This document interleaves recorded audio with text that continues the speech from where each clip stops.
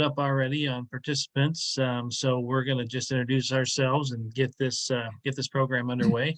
Folks, thanks for joining us tonight. My name is Bob Reese. I'm co-owners with Brother Doug, who's sitting on the sidelines as our IT director, Bob and Doug Reese. And then joining us today, we have professional fishing guide Josiah Darr, based in Warren, Oregon. But Josiah has a reach across much of the Pacific Northwest and high amount of effort for Steelhead on the North Coast. Josiah, you want to say hi to our participants? Hey guys, looking forward to kind of getting some information out tonight. Hopefully we can get you guys info that you can use down the road to be successful, kind of, whether you're boat fishing or, bank fishing, big rivers, some of the smaller creeks, whatever. Hopefully some of this stuff is pertinent and something you can take with you and get you a few more fish down the road. Great. Josiah, why don't you let folks know where you guide and how long you've been fishing and a little bit of your background. I know you're an accomplished writer as well. So I've probably been guiding for maybe 10 years, part-time for the first 5 or 6, and then I've been doing it full-time for the last 5 or 6. Spent most of my time in kind of the Tillamook area, a little bit, as far north as like the Mechanicsum, as far south as the Siletz. But yeah, it's just kind of always been a passion. It was never really like a goal to, honestly, I never planned on guiding full time. I started guiding part-time because I lived in Tillamook and enough people had asked and wanted to go. And I felt like it was a good idea, and it snowballed. And then, worked for Clacker Crafts for quite a few years and met quite a few people, writing for Salmon Trout and Steelhead magazine for, 15 years now. Met quite a few people along the way, and it just sort of worked out to where it was, it's a lot of effort, but it was it was more cost effective to start guiding all the time. And it's been a blast. It is tiring and it's hard, being out there as much as we are.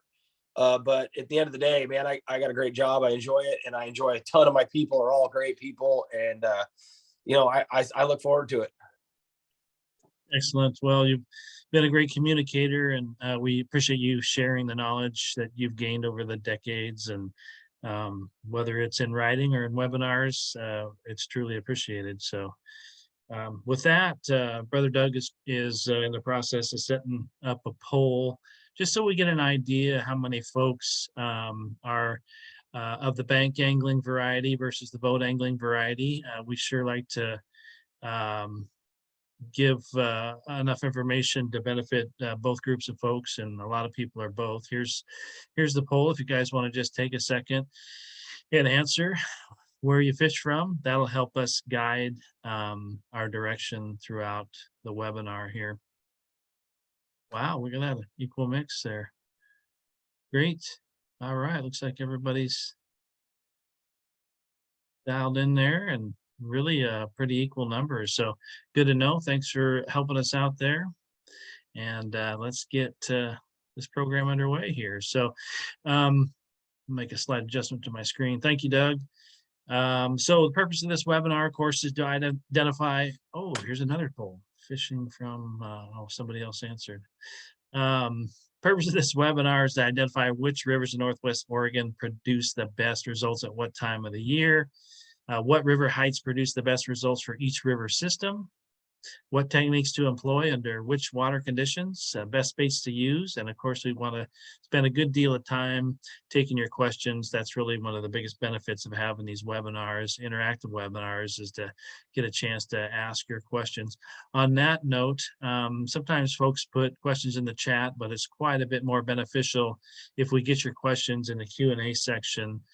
You should be able to see that on your taskbar, whether you take your cursor to the bottom or the top of the screen.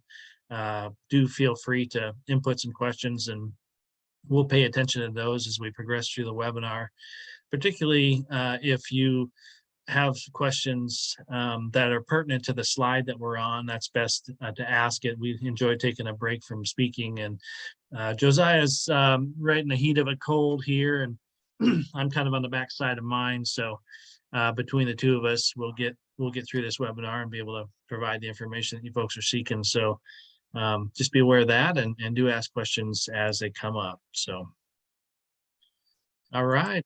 let me see if I can get this done here. So um, really, one of the key ingredients to success for anglers, of course, is you want to fish where the most fish are. That gives you the best chance for success. And really, these systems on the North Coast are divided into two separate categories. One that I call the early season streams and the late season streams. The early season streams are typically, actually, we would term them as streams. The later season systems are more like larger rivers. But here is a table that shows you how many plants are delivered into each of the creeks. These early season streams typically peak from about the 1st of December. It's kind of almost a traditional kickoff and Thanksgiving. And really quality fish are in the system till about the 1st of January. There'll still be fish in the system, of course, well into February, but the bulk of those fish tend to spawn shortly after the 1st of the year, and so their quality for table fare tends to deteriorate rather rapidly after the 1st of the year. But this slide indicates how many steelhead are planted in each river system.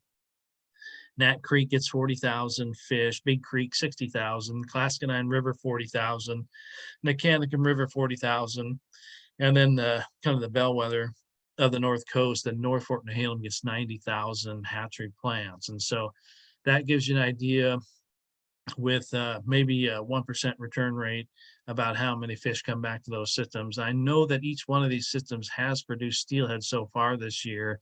I get information. One of our members from the Guides Association is a hatchery worker at Nat Creek, and he caught one here just the other day. And after that rain freshet, I think one thing in particular to note is that I grew up fishing on the Sandy River and did not have a high degree of success catching steelhead from the bank on the Sandy River. But once I had moved to the coast, and maybe one of the reasons why Josiah fishes the coast a lot as well, is that these are smaller streams. And so the rivers are easier, the streams are easier to read and understand where those fish hold in those systems. And so my success jumped dramatically when I started fishing smaller systems. They're much more readable, much more predictable about where the fish hold, and therefore you're going to have a higher degree of success for it. So, Josiah, do you want to add anything on those early season streams? No, you're spot on as far as the timing's concerned. I don't fish them nearly as much as I used to, but when I was younger, man, I got a driver's license just so I could drive to Big Creek when I was a kid. Probably caught my first 20 winter steelhead in my life out of Big Creek in the North Fork Nehalem. No, I have pictures. We used to always pile in my dad's truck Thanksgiving, either Black Friday or Thanksgiving morning. Me and a bunch of buddies in high school, my dad had put us all in Suburban, and we got photos of us with 5 or 6 of us with 5 or 6 steelhead, and lost a few more on Thanksgiving morning. So it's time. They're there now. There's definitely fish around. And you got any 2 cents on as far as how readable those systems are compared to a big river like the Sandy or the Clackamas? Is that been your experience as well? Yeah, they're kind of apples and oranges. They're just different rivers. The thing that makes them so much more fishy is it's just a proximity. They're so small. It puts them in a concentrated area. Even if there's only a handful of fish, at least there's not a very big box to keep them in. Whereas the Sandy, you put 3 fish in the Sandy and he's got hundreds and hundreds of yards to hide and places to go. In Big Creek, he's got about 10 feet. So you can figure out where they are a lot easier. One thing I've noticed about Big Creek and Nat Creek and, North Fork and Nehalem, stuff like that, those little creeks, they will sit in a lot faster and choppier water than they do in big rivers. I've caught a lot of them in Big Creek and Nat Creek in the middle of rapids, where I don't think a fish would sit in that kind of water as often in a bigger river, because there's so much more flow in a river like the Sandy or the Clack. That's a good point. And we'll talk about the different strategies towards the end of this PowerPoint presentation about, which strategies are best for smaller systems where fish like what Josiah identified and where they hold in faster water. So those are good points. Thanks, Josiah. The next slide talks about these other systems, in particular, really what I call rivers. Wilson River gets between 140 to 150,000 juvenile hatchery smolts, which are of the broodstock program. And so and some of these other systems, like even the North Fork and the Halem, are switching over to wild broodstock, and it's really going to be an incredible benefit for sport anglers. When we did switch over to broodstock, wild broodstock on the Wilson River, and it's probably been close to 17, 18 years ago, we started seeing some pretty dramatic different characteristics in those broodstock systems. So, for example, from a spatial perspective, the fish come back over a longer period of time. For example, you'll catch broodstock steelhead on the Wilson and the Stucco River from late January all the way into mid-April.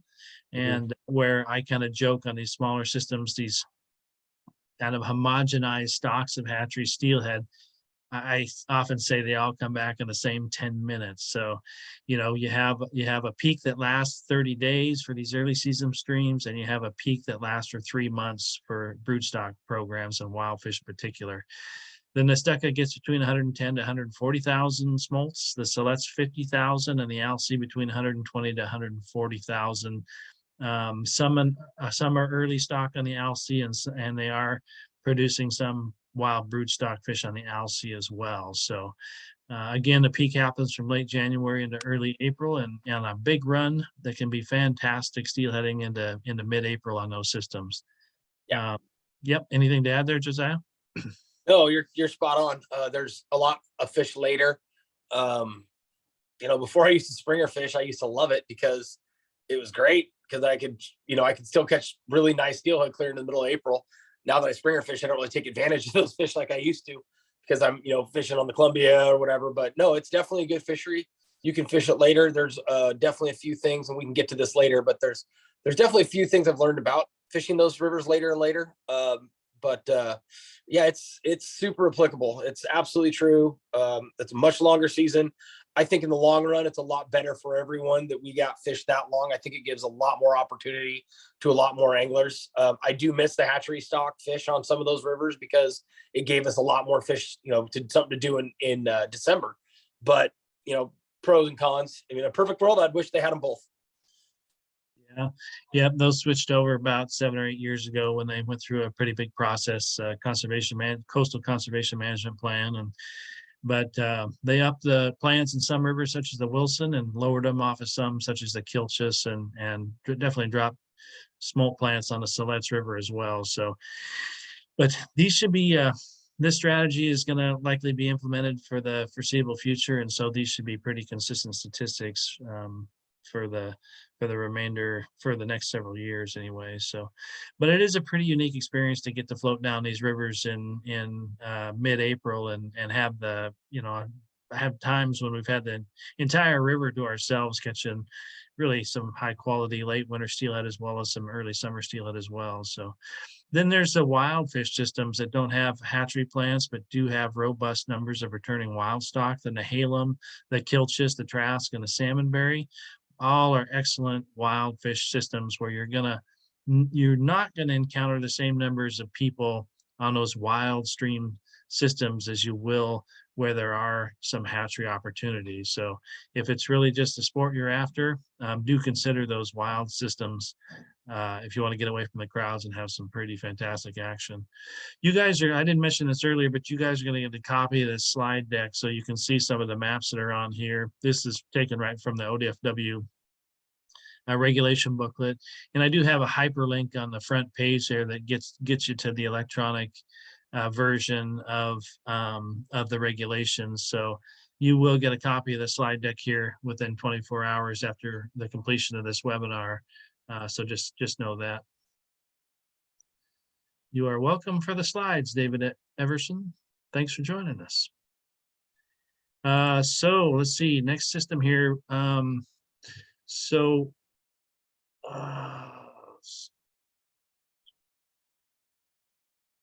Get my screen put together right. So this this tool that I've touted in more than one webinar is really a pretty wonderful app here, the Onyx app, which I originally bought for hunting, but I've since discovered that it is a wonderful application for bank anglers in particular.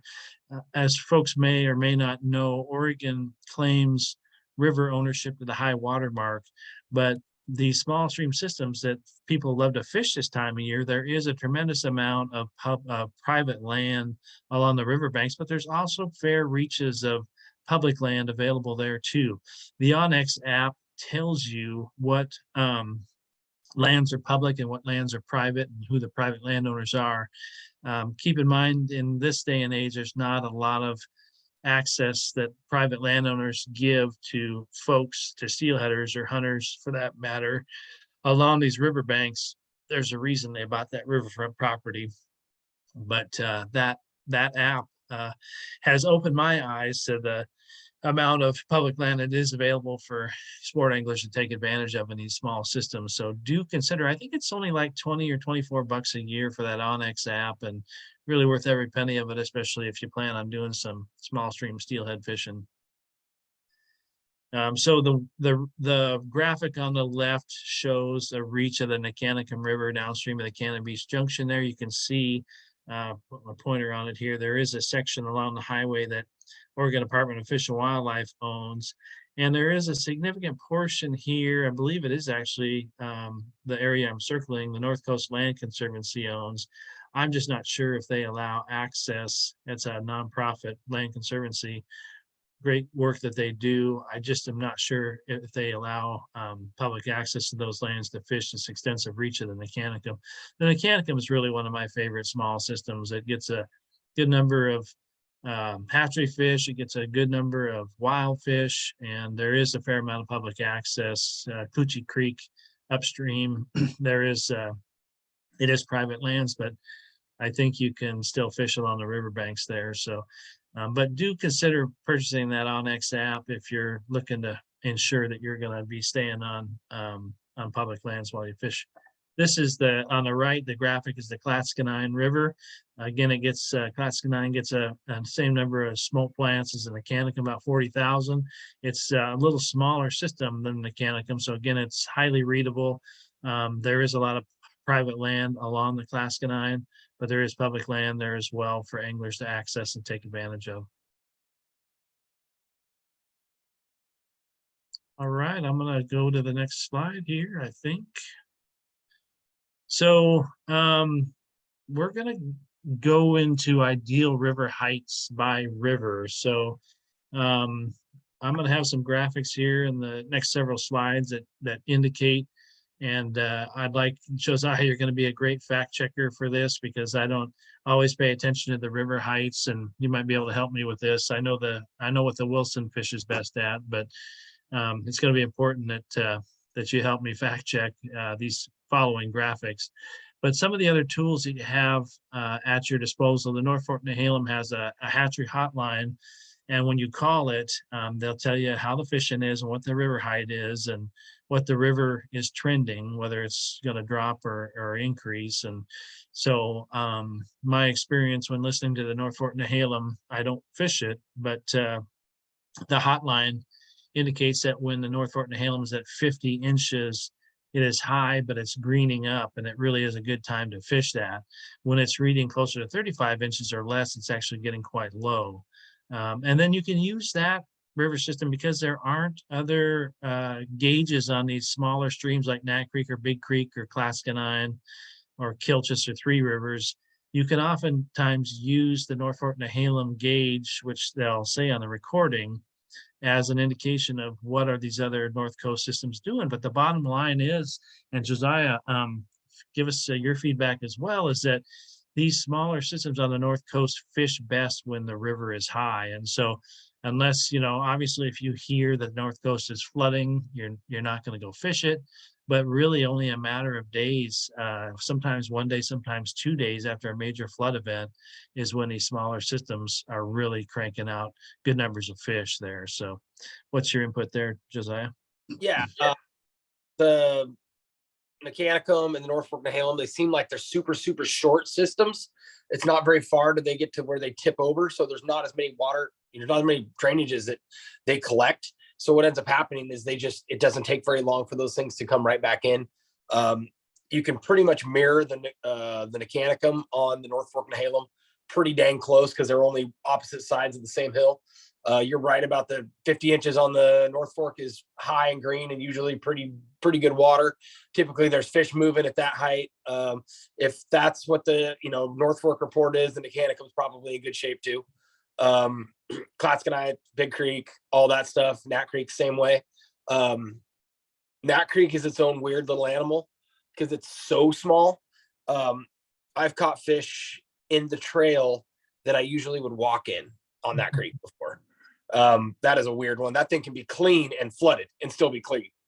So, I mean, if you just like had to catch a fish or like die and you had one day in the whole world that was flooded, you could actually still pull it off sometimes on that creek. That's great. Yeah, and then as far as rivers a little farther to south, the Kilchis and Three Rivers, for example, I will use the Wilson River gauge as an indication of how the Kilchis is fishing. So if the Wilson is above 7 foot in height, typically the Kilchis is probably in near ideal shape. It's one, possibly 2 days earlier greening up than the Wilson River itself, and pretty much the same with Three Rivers. I did confirm that Three Rivers plants, they used to plant a lot of early season hatchery steelhead at Three Rivers, but that those plants have ceased. They've transitioned into all brood stock for main stem. I think there is a small percentage of broodstock steelhead that they do put into Three Rivers. And I think they still put in spring Chinook and maybe summer steelhead there. But for the most part, winter steelhead is all, even though they might be grown at the Three Rivers hatchery there, they're all main stem to stuck of fish. Yeah. Great. And then one other point to point out here, the Wilson, when it is less than about 5 foot in height, I would consider that a low. So here is just a general indication. This is an updated graphic of where we're at on the Wilson River right now. I talked about the small stream categories. Here's the big river categories: and the Nehalem, Wilson, Trask, Nestucca, Siletz, and Alsea. And we're going to go into more detail in the upcoming slides of each of these rivers, so you have an indication of when they fish best at what water height. I'm going to go ahead and switch that over to that now. So the graphic I'm showing here, Josiah, is on the Nehalem on the left and the Wilson on the right. I'm going to start with the Wilson because I have much more familiarity with that. So again, here's the Wilson River gauge when it's above 6.5 foot. I typically call the Wilson high and a bit off color. This is when the plunking is typically at its best. And between 5.5 foot and 6.1 foot, which typically only lasts about a day, maybe you get 2 days out of that range. That's the ideal water height for the Wilson River. Fish are moving, the water color is excellent. And when we define watercolor being excellent, I would say it does have a deep green tinge to it. The fish seem to be, one, they're on the move, of course, so you're going to cross more fish faces with your offering. But there's also a lot to be said for fish confidence. And in low clear water, fish are a bit more spooky. When there's more color to the water, fish are more likely to bite. So lower than 5 foot, the river I would consider low. Fish are holding in deep water. It's clear, so you got to tailor your techniques to water height there. Josiah, what do you think about the ideal river height on the Wilson? You're right. It's 6 feet, 6'5" is dirty. It's really, really cooking at that height. You can fish it. I've done well higher than that, but it's really difficult to fish like that. Is a ton of water moving. And I would never call Wilson really that big of a river compared to a lot of them, but when it's at that height, it feels huge because there's just so hard to know where to fish. The only thing you really got to figure out, and this is something that I've kind of worked on as I've gotten more reps at different water heights and stuff, is, steelhead like walking speed water. And where you fish that river at 4 feet and where you fish that river at 6 feet isn't even close to the same.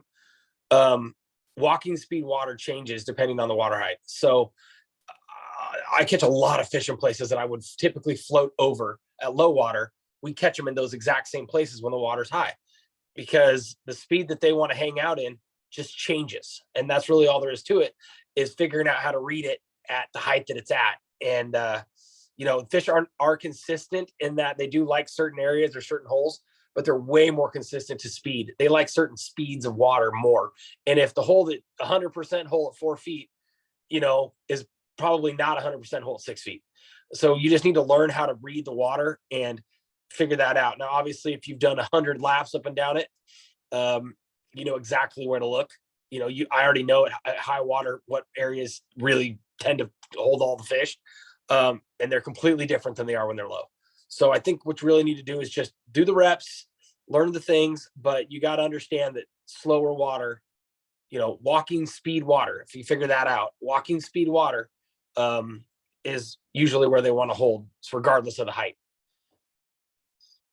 Excellent. And of course, higher flows produce more turbid water. And so in the old days, prior to having the tools that we have now, folks would sometimes go down to back in the old days. I mean, I'm old, you're still young, Josiah, but back in the old days, you had to spend a lot more time guessing if the river is at the right height. Well, you go down and you'd see that it's just on the verge of turning from brown to green. And that'd be challenging given how we typically target steelhead back in the old days. It was really just drift fishing. But in reality, if you had your gear together, plunking in a tail out in the softer flows, the walking speed water that Josiah talks about, you probably have a very good chance of catching steelhead in high flows close to the bank. And of course, in more turbid waters, they could literally be at your feet. And I've heard stories, back in the old days, again, prior to when we had the tools we have now, of guys just standing in 6, 8 inches of water with a plug extended off of their rod tip and fishing in that walking speed water and doing quite well. I mean, there's a real advantage and a distinct difference in strategy if fish are moving versus fish are sitting still. I say you got to hunt them when lower flows, you got to hunt them down, but in higher flows, it's just not a bad strategy to either plunk off the bank or sit in slower flows in your drift boat on anchor against the riverbank in slower flowing water with a diver and bait, or just a plug out, or even just a gob of eggs, slowly back bounced in the slower flows there. It's just not a bad strategy. Do you have some stories of high success rates in that type of high water event? Yeah. Way more good success stories in water that's way too high than water that's way too low. Because they're just not there when it's that low. They're just not moving as much. They suck into certain places and they get. But if I had anything like to add to that, I've always found that like high green water, like perfect conditions, sometimes is the hardest. When it's low and clear, right where they are, and when it's high, right where they are.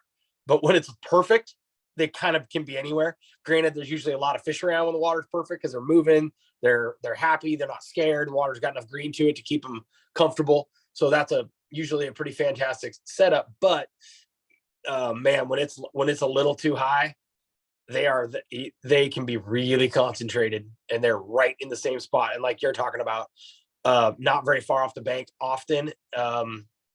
I can't say who and I can't say where, but some friends of mine and I stood on rivers that were way too blown out to fish a few years ago. And I would have never done it except for they told me. And shoot, we probably hooked, I don't know, 40 or 50 steelhead in 3 days. And none of us cast more than knee deep water. And it was just an absolute anomaly. And I wouldn't have believed it if I hadn't been there. But they can find it. They can see it. The hard part is just knowing where to look. But you can get them in pretty dirty water. You just really got to move where you're casting. They are lazy. And you just kind of got to remember that, where would a fish go that's trying to get upstream with the least amount of resistance? And if you can look at water and kind of with that mentality through that lens, you can find them a little easier. Good points. Another thing too we should hit on here while I got this graphic dialed up here, Josiah, is the speed at which a river rises. Now, just before we got on live here, Josiah was telling me about some fantastic fishing he had around Lawrence Drift, fishing out of his drift boat when the river was just starting on the rise. I've had that same sort of situation happen throughout my years of guiding. This particular graphic shows two different rises in rivers, one that is yet to come this week, but our last one that happened here just on the 30th, you can see on this graph how it goes from about 4.5 feet and just skyrockets way up to 8 let's see, about 7.75, 7.75 frame here, all in the course of just a matter of hours. Now, on that type of rapid river rise, it's really, in my experience, just I might have different experiences than I do, those are tough rises to get fish to bite on. But if you go into the model that shows what we're headed into here in just a few days on the 8th, I'm pointing up with my laser pointer here, is that we just have a slow rise over a period, a full day's period of time from about 4.5 foot to about 5.5 foot, a 1 foot rise over a 24-hour period, and then just a slow rise afterwards. This first rise here on these rises that aren't so rapid, um, some of the best fishing that we can experience happens on the river rise, as long as it's not a real steep and rapid river rise. I mean, you might get fish on the first part of the rise here, but then it rises so rapidly you don't have much of an opportunity for the rest of the day. I've certainly experienced that. But these slower river rises over longer periods of time, you can oftentimes see some pretty fantastic fishing on that. Josiah, I know you don't have that graph necessarily in front of you, but can you explain in your experiences the differences between a rapid river rise and a slow river rise? Yeah. I guess a little longer answer, but there is a there is a level at the beginning when they start to creep up, um, that often fishes really well. And then there's a level that once it starts to move too fast, it is just over. Um, I have had multiple days, lots and lots and lots of days in my life, guiding and fishing for fun, where I have done like knowing that it is going to pour all day. We're going to get an inch and a half of rain. The river is going to blow out. And I've had 2 hours of just extremely good fishing. And then boom, done. And they're clearly there because we're crushing them in the morning. And then all of a sudden, someone flips the switch, and my day is absolutely 100% over. What I've noticed is it's then I go back and look at my graph and look at the time, and I can say, okay, we quit catching them at 11 or 10 or whatever. And then go back and look at the graph and realize that that graph is moving, creeping, and it's right on that turn. So once it gets that angle and starts to get steep, they quit. The taper, and I know it's not really like scientific because those graphs aren't like hourly. It's not like you can see every single hour, but if you can kind of make a ballpark just by the time of day and looking at your graph, that little turn, that little curve up sometimes fishes well. But once that thing gets steep and starts getting vertical, it's usually just flat out game over. I've had multiple trips with clients where I've told my guys they're really excited to fish. I said, all right, guys, here's the deal. We're only going to probably fish tomorrow until 10. We're going to fish hard. It's a full day. If I'm going to drive to the coast, we're going to do well for a couple hours or whatever. But I can tell you we're either going to kill all our fish and limit out, or it's going to punch out by 10 o'clock. And I've had tons of days where we've actually killed all our fish and got out of there super fast. And I've also had a lot of days where we got 1, 2, 3, whatever, and it was exactly what happened. All of a sudden, the line started to curve, and the guys want to keep grinding because they're like, "Oh no, we got a good morning. They're in here," and I'm like, "Guys, it's done. This is like death and taxes. When that thing turns and gets steep, they are hard to catch, and I 100% think they're there. You can see them roll a lot of times when it's like that. But once that angle gets going, and I don't have an exact like degree of angle, I don't think there's a right answer on that. But once that thing turns and gets a little steep, they shut off hard. The prolonged, slow ups and downs when you just have steady rain, quarter to a half inch of rain a day, and or whatever, and you're just maintaining a little bump and a little drop and a little bump and a little drop. Those fish, and you can keep catching them. It's not awesome, but you'll still get them, and it's not terrible either. It can be good, but you definitely need to stay away from those really steep rises. If you had a half a morning and you felt like driving to the coast for 2 hours of fishing, sometimes the beginning of those storms that's a good window. But that really lends itself to a lot of afternoons of just watching brown water go by. Yeah. Good input. And very good. I'm going to move over to the Nehalem River gauge, and this is where I might need some help from you, Josiah. Is that I've got the Nehalem River gauge. I'm using the National Weather Service website. So Hopefully you're familiar with that, but in my experience, when the Nehalem is above 7 foot, it's just high enough color. But between about 4.5 foot and 5.5 foot, it's ideal. Fish are moving, watercolor is excellent. And then when it's lower than 5 foot, it's hard to actually say the Nehalem because it is such a big river system. It extends over 100 miles into the coast, holds a lot of water.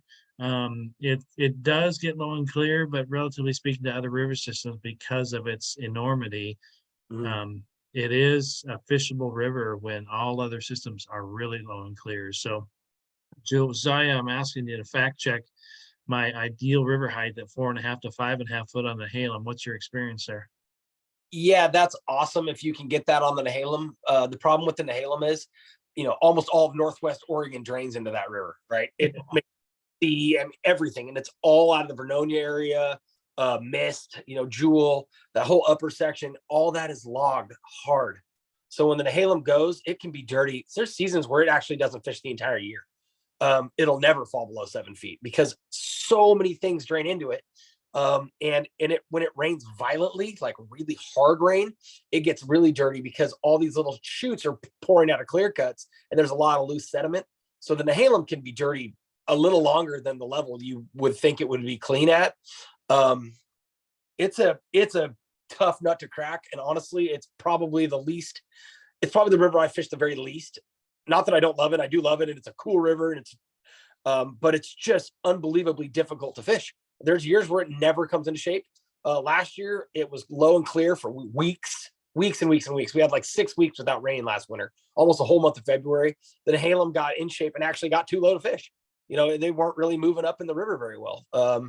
But it's such a weird one. It's so dependent on freezing level.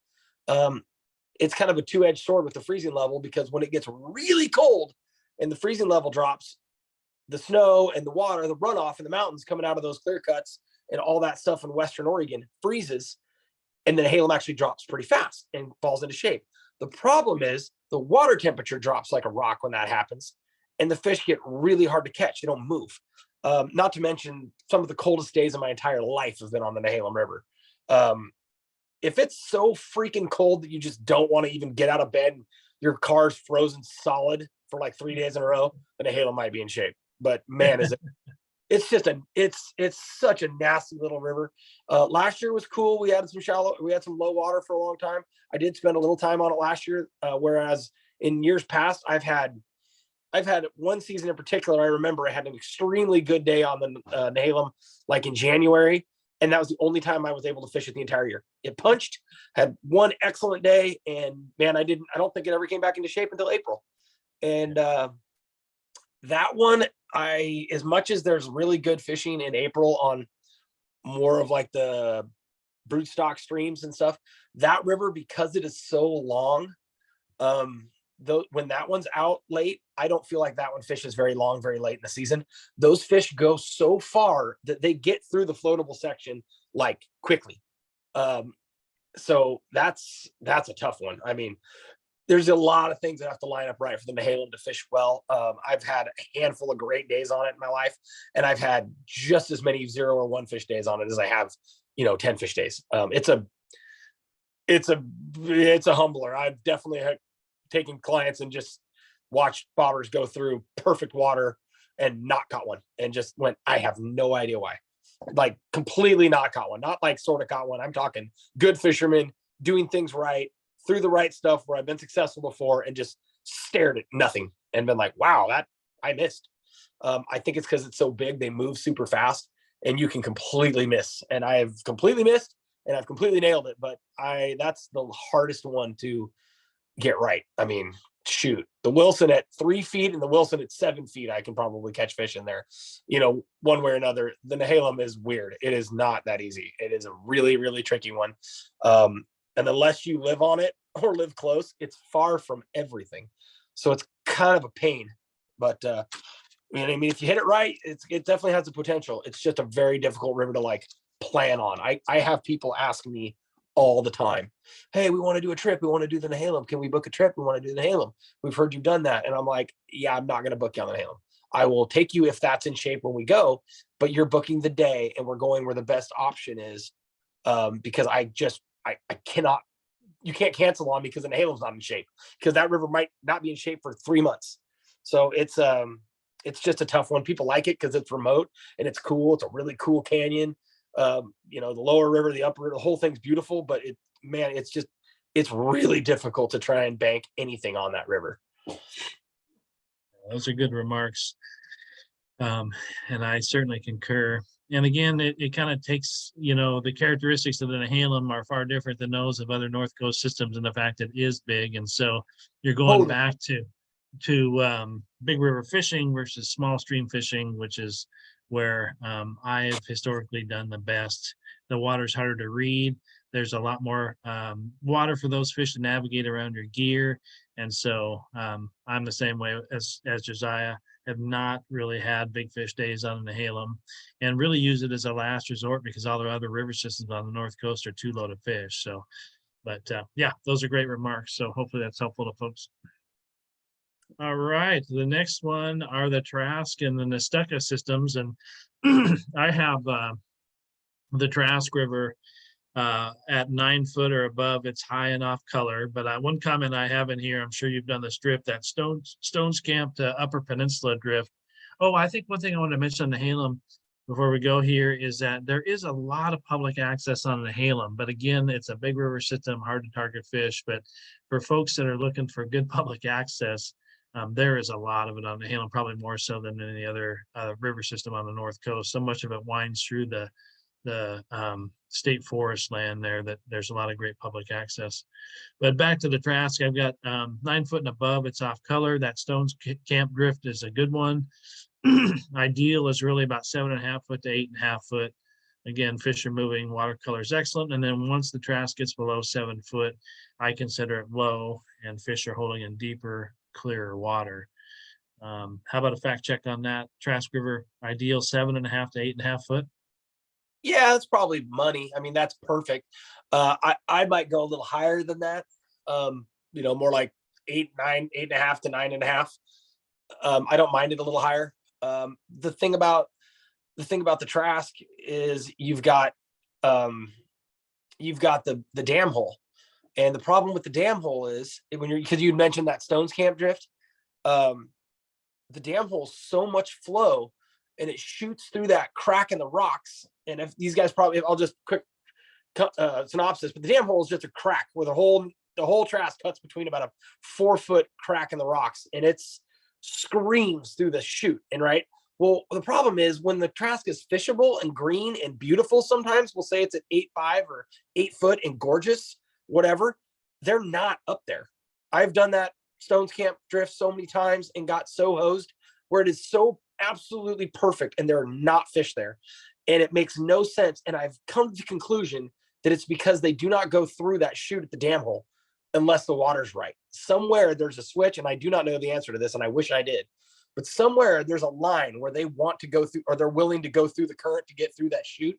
Because I've gone up there like right as it turns to green and what I would call just steelhead, perfect water with great fishermen in my boat. And, I know it pretty well, and just absolutely struck out, one fish.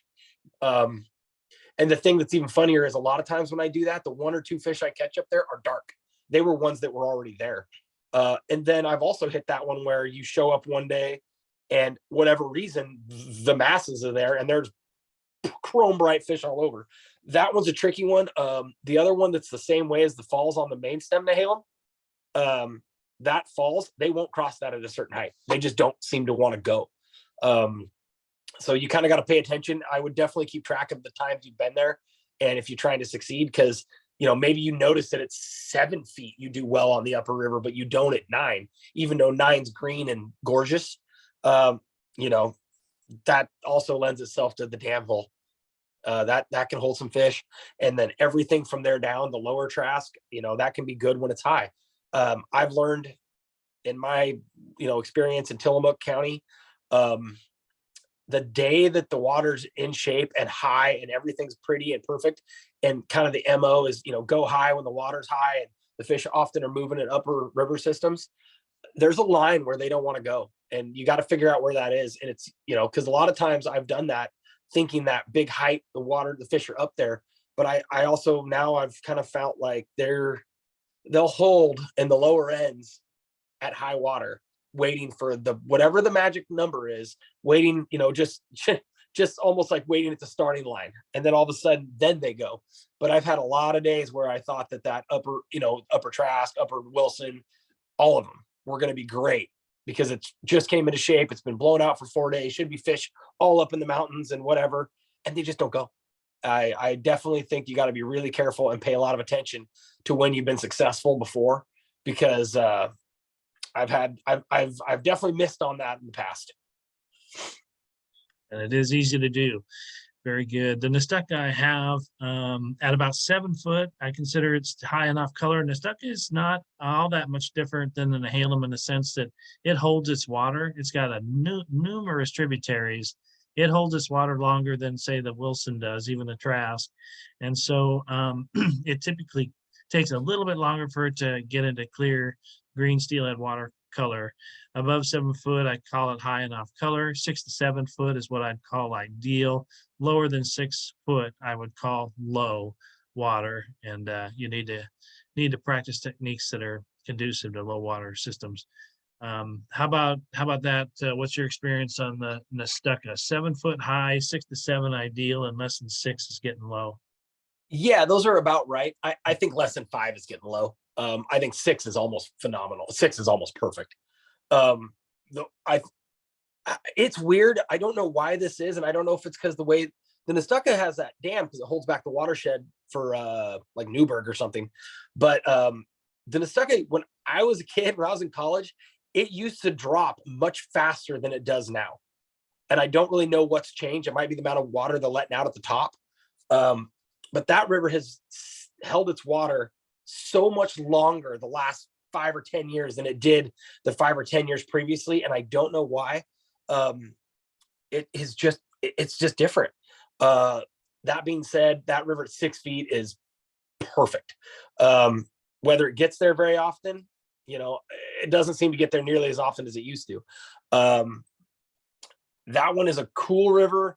There's some really cool things. I focused on that one my first few years guiding a lot because I didn't have a motor license. I couldn't run a Minn Kota, and I didn't want to go compete with all the David Johnsons and the Terry Mulkeys and the Tim Juarez's of the world on the Wilson and the Trask, because they're good fishermen and they can run a Minn Kota when I couldn't run one, because I saw how beneficial using that on those rivers was. So I fished in this Nestucca almost strictly just because it was an even playing field.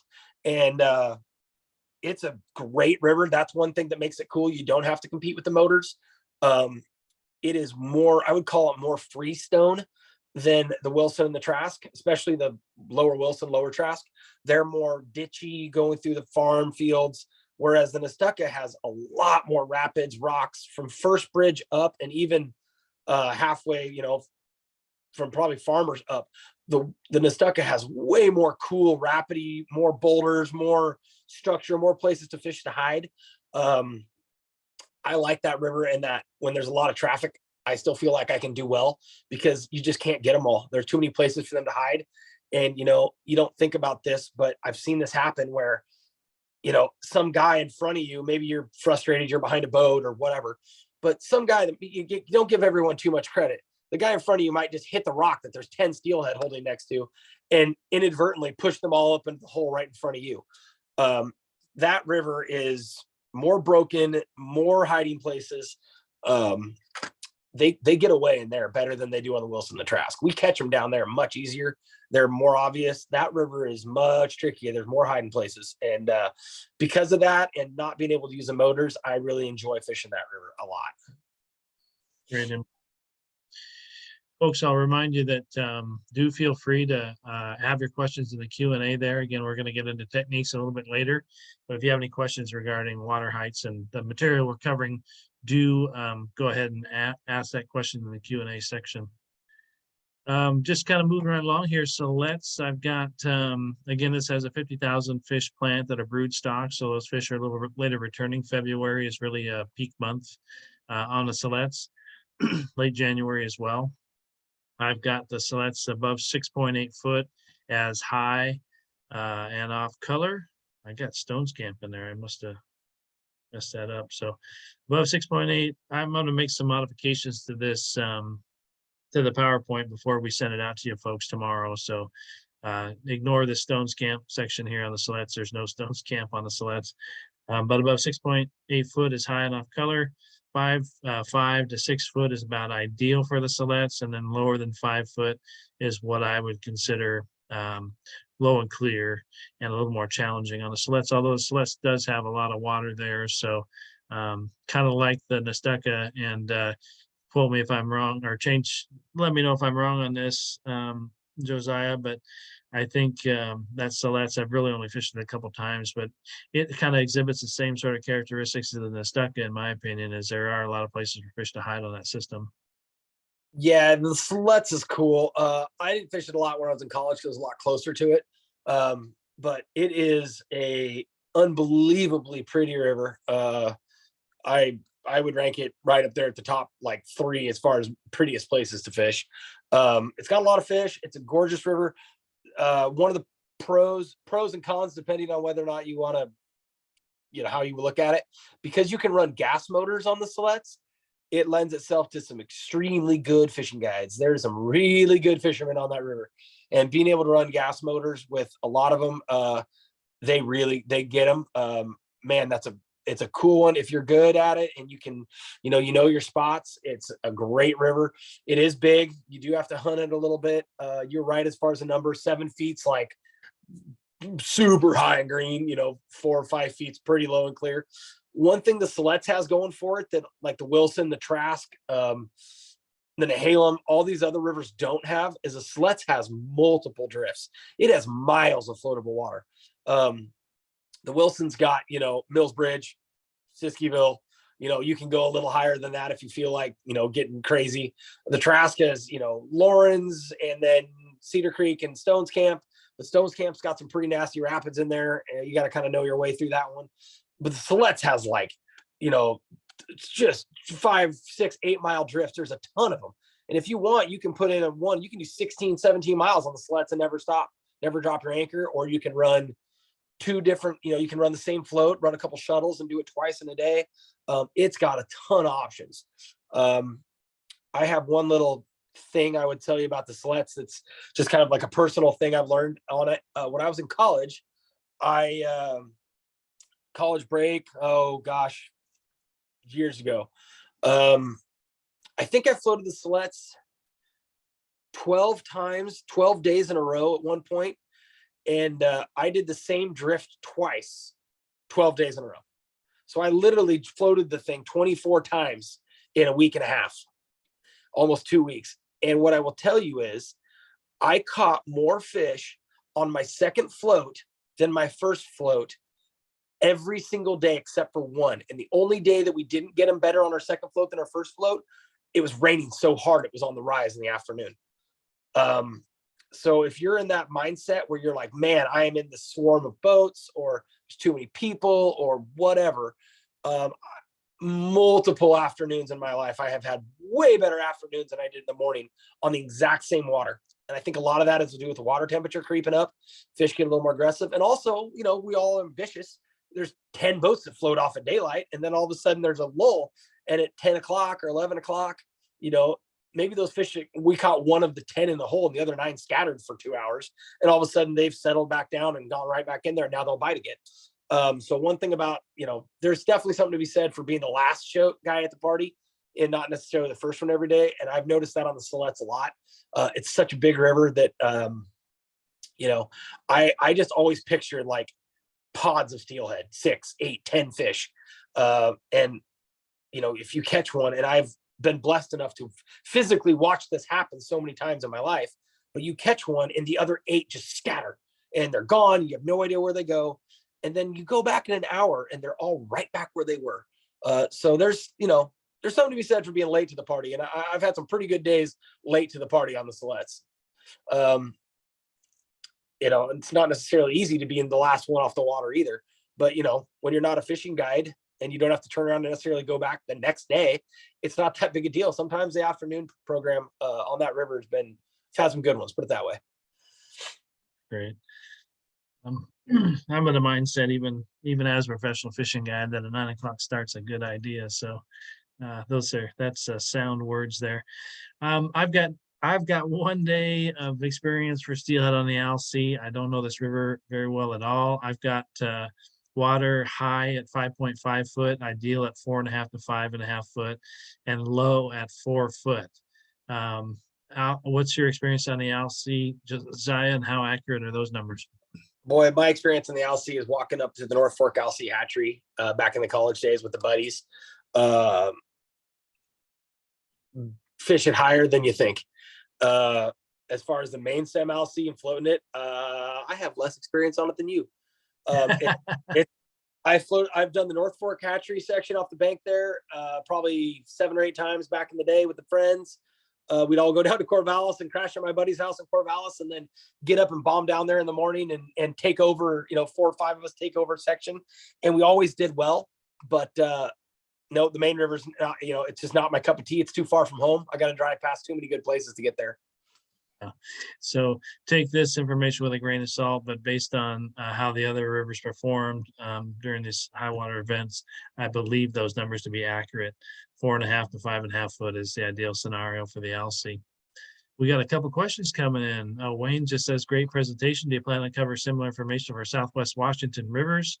We're just kind of still relatively new in reporting for Southwest Washington, Wayne. But I'm glad to know there's interest in that.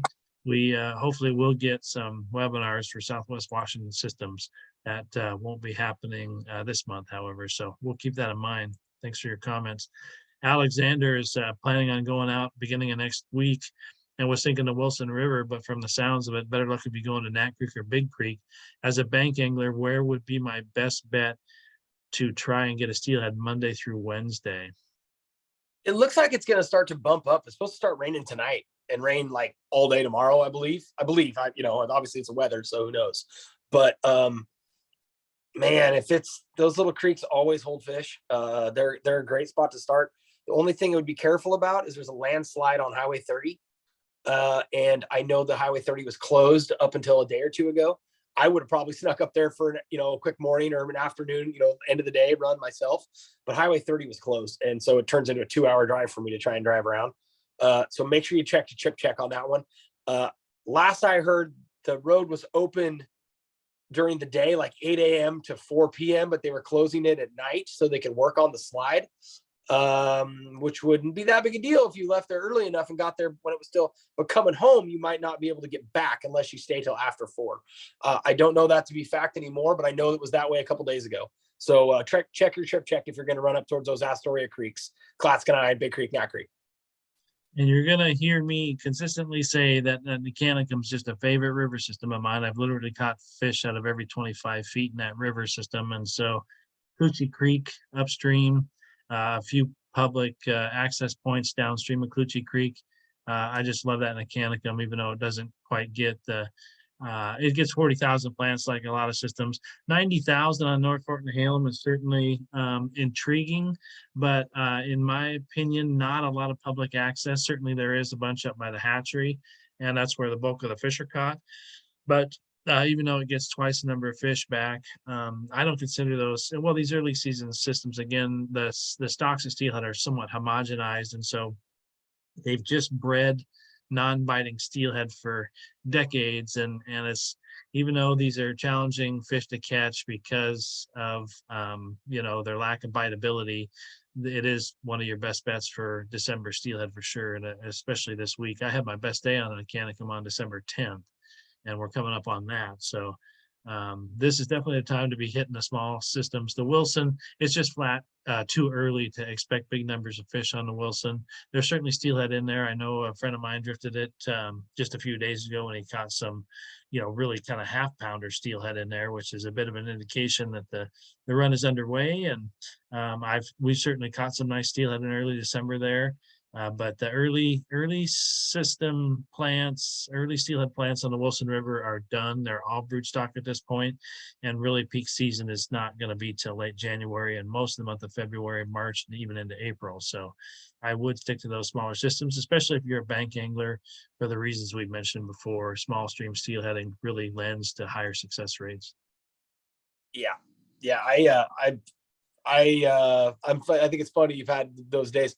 I've had some really, really good coho days the first week of December on the Mechanicum, and I have never been able to get it right. I've never timed that thing right in my entire life, more than a fish or two a day. It's a pretty little river, and it's just that sucker's got me scratching my head. Well, the absolute best steelheading on a Mechanicum is February when all the fish are all snaky and spawned out, then they bite like piranhas, but Yeah. fun action, but not a high quality product. So, okay, great information, great questions, guys. Feel free to keep those coming. So we're going to move into the strategy portion of here.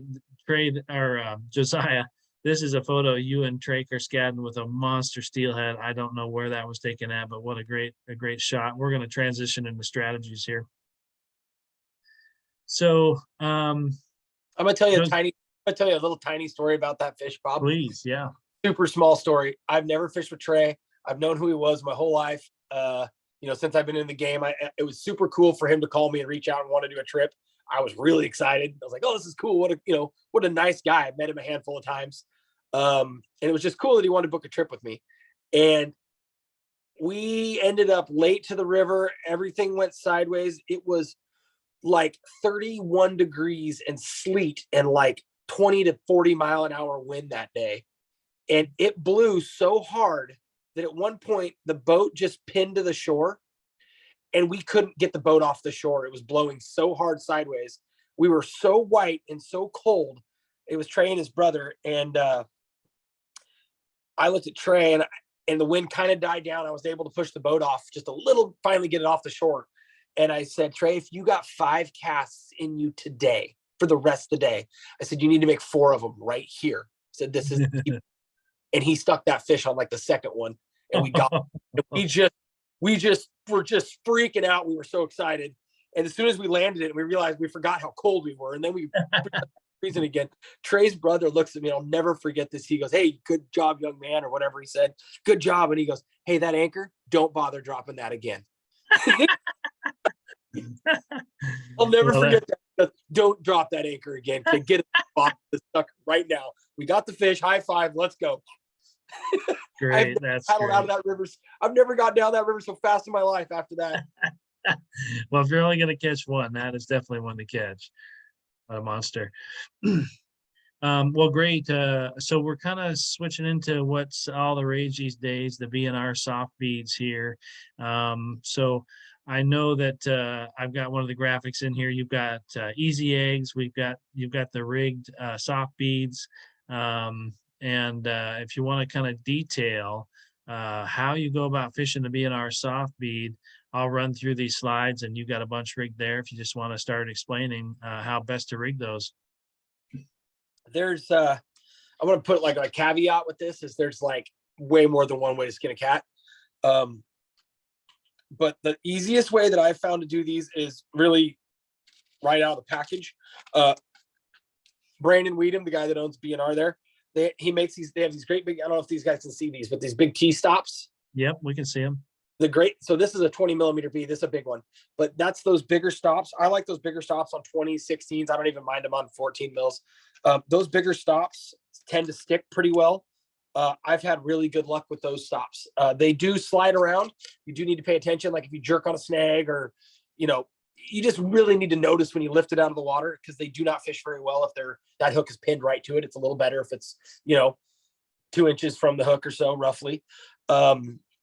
But those stops that he makes are a really good way to do it.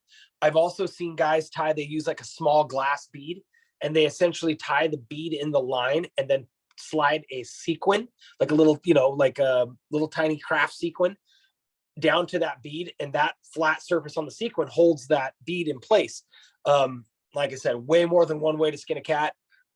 I've always done well with the T beads and just paying attention and making sure that I know that it's not slid down.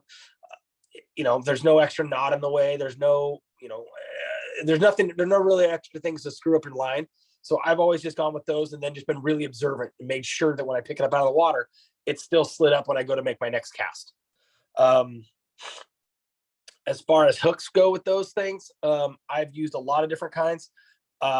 Wide gaps work well. And also regular octopus hooks. The only thing I've noticed with wide gap hooks is that because that point does stick out the way it does, they do tend to stick them well.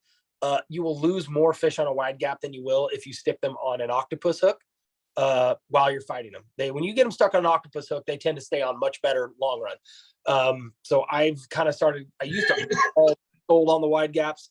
I use the octopus hooks way more frequently now. And there's 10,000 other kinds of hooks and little different things that guys use, different wide gaps, different styles. I don't know any of those. So you still with me, Bob? Yes, sir. So Sorry. I don't know those ones. But octopus hooks I've found work really well. You know, people ask me red, black, whatever. I don't think they care. They don't know what a hook is. So, you know, these ones are red. It's pretty much whatever package I can grab off the shelf, mostly. I think if you're using a, 20 millimeter bead, I use probably a size one hook. I want to use as big a hook as I can get away with. So I usually use a 1 on like a 20 and a 16. I think on 14's down, or I know 12's down. Like 14's probably in the middle, but everything smaller than that, I use like a 2 or a 4. I'm pretty sure I just use ones on 20s, and then 2s on 16s and 14s, and then 4s on 12, 10s. One thing I've noticed about those B&R beads just a little bit as I've kind of messed with them more and more and more. The smaller one, everyone's really got on the craze with these 20 millimeter beads and the great big ones, and even 32s and however big you want to make them. I mean, they can see them. That's why they bite them, right? They can't bite something they can't see. So, when you got a bigger profile like that, you're getting bit well. One thing I've noticed is I have done really well on little tiny rivers and bigger rivers with lots of pressure on little tiny beads. Like 2 of those Jensen eggs, 2, like an 8 millimeter soft bead, little, or like 2 little teeny Jensen eggs, very small presentations. When there's a lot of pressure, I think there's something to be said for going real small on those. And Brandon sells just about every color, and there's other brands that do them. DRO makes some really killer cool beads. That's Dylan Rush Outfitters, I believe. They make some really cool ones, little different density, little different beads, different colors. And there's a million other little manufacturers now, people that, guys that are just making them for fun and selling them here and there. But don't be afraid to go really small. I think that's a pretty good little tidbit. I think it was Bob Kratzer when he brought it. I think it was Bob brought it up to me one time. We we're talking about it, and Bob said, not everybody wants a hamburger, but everybody will pick up a French fry. Oh, that's great. Good. Those are great words, Sarah. And keep in mind, folks, that you're going to get a copy of this webinar. So Josiah's shown a lot of numbers out at you. You're going to get a chance to review them when we send you the link to watch in our behind our secure YouTube channel wall there. So, if you're jotting down notes, that's great, of course. But you'll get a copy of this exact webinar. So this I've taken this particular slide came from Brandon Glass's webinar on the Sandy River.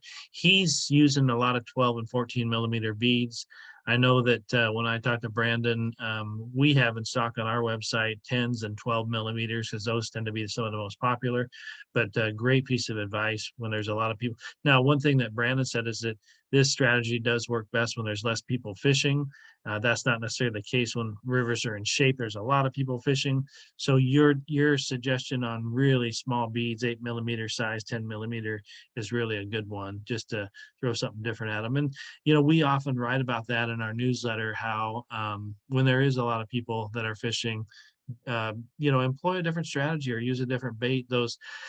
I know B&R makes the scampi too, and that can be a really killer situation for steelhead, is the soft scampi in lieu of a jig or a worm or a worm, that's just another strategy. But, adhere to Josiah's suggestion of using the smaller beads when there's a lot of people there. A lot of different colors. So yeah, as far as a general rigging, the graphic I have here, Josiah talks about let's see, I gotta get this out of the way. Let me just get this question here. Oh, thanks for the link to this recording. Yeah, you bet, David. Um, so we've got the sliding knot on this graphic here that I'm circling with my laser pointer here. That's the bobber stop knot, which is real easy to tie. A 6 millimeter bobber stop bead that Brandon Glass uses, and then a bright corky on top of your torpedo bobber here, just for visibility's sake. And Brandon prefers to use a longer size, medium sized torpedo bobbers. Do you have, I know they have the stumpy bobbers. There's a different style. Is that who makes that bobber? This is an AF5. This is Aerofloat. This is a 3/8 ounce bobber. I just when I cut them off the rod, or if I'm switching gear, I just put it all together and I leave my bobber stop pinned to it, so I can so everything's right there when I go to tie it back on another time. But I use a great big corky like that on top of mine, and I always try and use a contrasting color. So if I have the chartreuse cap bobbers, I use an orange corky and vice versa, so they stand out really well. The other reason I do that is because you can tell when it twists on your cast. If that corky's not pegged straight to the top of it, if it twists on the cast, that corky will lay next to it. You can see it immediately. And I always tell my guys, pop it, jerk it hard. And usually if you jerk it really hard one time, it'll unspin and come right out. But if that corky's not pinned right to it, just like that, you can tell that it's something twisted on your cast. Right on. And the contrasting bead makes it's night and day different, easier to see. Right. Great. And then following along on this rigging here, again, this is a Brandon Glass graphic, is that he uses these Bomax soft beads, which really aren't an attracted soft bead like the ones we frequently talk about, but basically a bumper on the bottom side of your bobber between your swivel and your bobber itself. And some people like Chris Rotopoulos, I don't know if you do this, Josiah, but if you put a bead here on the bottom and you end up breaking off your leader, you can retrieve your bobber and just tie on another leader because of this the strength of the line you have on the main line, and you're not, your bobber's not just going to slide off the back end. That kind of soft bead bobber stop will prevent you from losing your bobber. You can just re-rig rather easily without having to rig another bobber there. And then Brandon ties it with a 3-way swivel and a snap for the lead. He's using the Dave's Tangle Free lead or a stick weight, and a 2 to 4 foot leader to your soft bead, depending on water clarity. So Josiah, I gotta get my power cord, but can you go over a little bit about the lead you use in association with bobber dogging and the leader length you use based on water clarity? And then talk a little bit about the strategy itself, bobber dogging. I think one of the things, the leads, I mean, leads are leads. There's a million different kinds. The Dave Tangle Frees are super simple because they're weighted, and the size are easy to get the exact same weights. If you have multiple rods going, or if you're hitting too hard and you want to do, you're using a third and you want to use a quarter, whatever. It's so easy to switch them and know that you're making these little incremental changes. So that makes it really easy to do that. Slinkies are great. The problem with slinkies is they're a pain in the butt to make. They're hard to make. Nobody likes to make them. I've still had pretty good luck on these Stony River weights. I've used those in the past. Each of them have slightly different attributes. I think for simplicity, though, the Tangle Frees are about as easy as you can get right off the shelf. You can make weights with shrink tube and slinkies, and you can just use pencil lead pinched on the line. Pencil lead is really sticky. It gets down faster, but it sticks to the rocks worse. The Tangle Frees are very simple. They seem to be about the right density. Like I said, I think slinkies work great too, but the slinkies tend to they're just so hard to make. I don't think the juice is worth the squeeze. As far as leader length versus water height, this and that, clear water, you can probably use it a little longer. But I do want my stuff to be pretty close to the bottom. So I like to keep my leaders. I would say I'd caution on the air. I would air short than too long. Not very often do I think fishing them really long is a really big advantage in clear water. Got plenty of fish on short leaders in clear water. They're down there. You want your stuff to be down there where the fish are. So I would definitely air, closer to 30 inches versus 4 feet. Absolutely. And if I had to pick 2 feet or 4 feet, I would pick the 2 over the 4 every time. One thing that Bob was talking about And this is super applicable for the small river fishermen, like the Big Creek, Nat Creek, North Fork, Nehalem, Three Rivers, Clatskanie, those guys. Shorter leaders. Those are little teeny creeks, and you have to fall into a little pocket. So you're not fishing like a hole like you are on the Wilson, where you're fishing a 40-yard run that's 9 feet deep. You're fishing a section that's 2 feet, and it's only falling to 3 feet for, maybe you're getting a foot of depth in like a 2-foot section, behind a couple rocks or here and there. So I often fish like 20-inch leaders, short leaders, those little creeks. You need to get right down in those pockets, little pockets. That is one of the only times where drift fishing, I think, is a pretty deadly technique. Bobbers sometimes make it hard to get down in a hurry. They're not the best for picking pockets, whereas, a spinning rod and a piece of lead and a short leader, and you can just toss out a little shrimp or a little egg cluster or, soft bead, whatever. You can just toss them in on short leaders into those pockets in a smaller creek, and that it just falls down right now. It falls right into those little pockets. Whereas if you had a 4-foot leader and you tried to cast in there, your lead might be on the bottom, but your stuff still might be floating on the surface. So the smaller the creek, I would shorter the leader. If you're fishing a section of water that's got a lot of boulders, like a really bouldery, like AKA the Nestucca, or, more so than the Wilson or the Lower Trask. But if you're fishing water that's really broken with a lot of broken stuff and a lot of little cracks and crevices, shorter leaders get your stuff down there a lot better. And you don't hang up as much with shorter leaders. There's less area for your stuff to get wrapped around rocks. I think if there's one thing I've done as I've gotten a little older, learned, kept, just more experience, I definitely think overall I've shortened my leaders as I've gone. I do not think that you're they got to be on the bottom. So they got to be close to the bottom. So I don't think you need to be too terribly long. I would definitely keep it err on the side of shorter than longer. All right. Good stuff, Josiah. Gregory's asking, what pound test do you use? I'm typically in the 12 to 14 pound test for the leader. Of course, if you're fishing extremely clear conditions, you don't want something quite that heavy, but as a standard in winter steelhead fishing, what pound test are you typically using? Well, this is the truth. I'm standing at my bench right now, and I have 12-pound P-line SS fluorocarbon, and I have some 15-pound fluorocarbon cigar.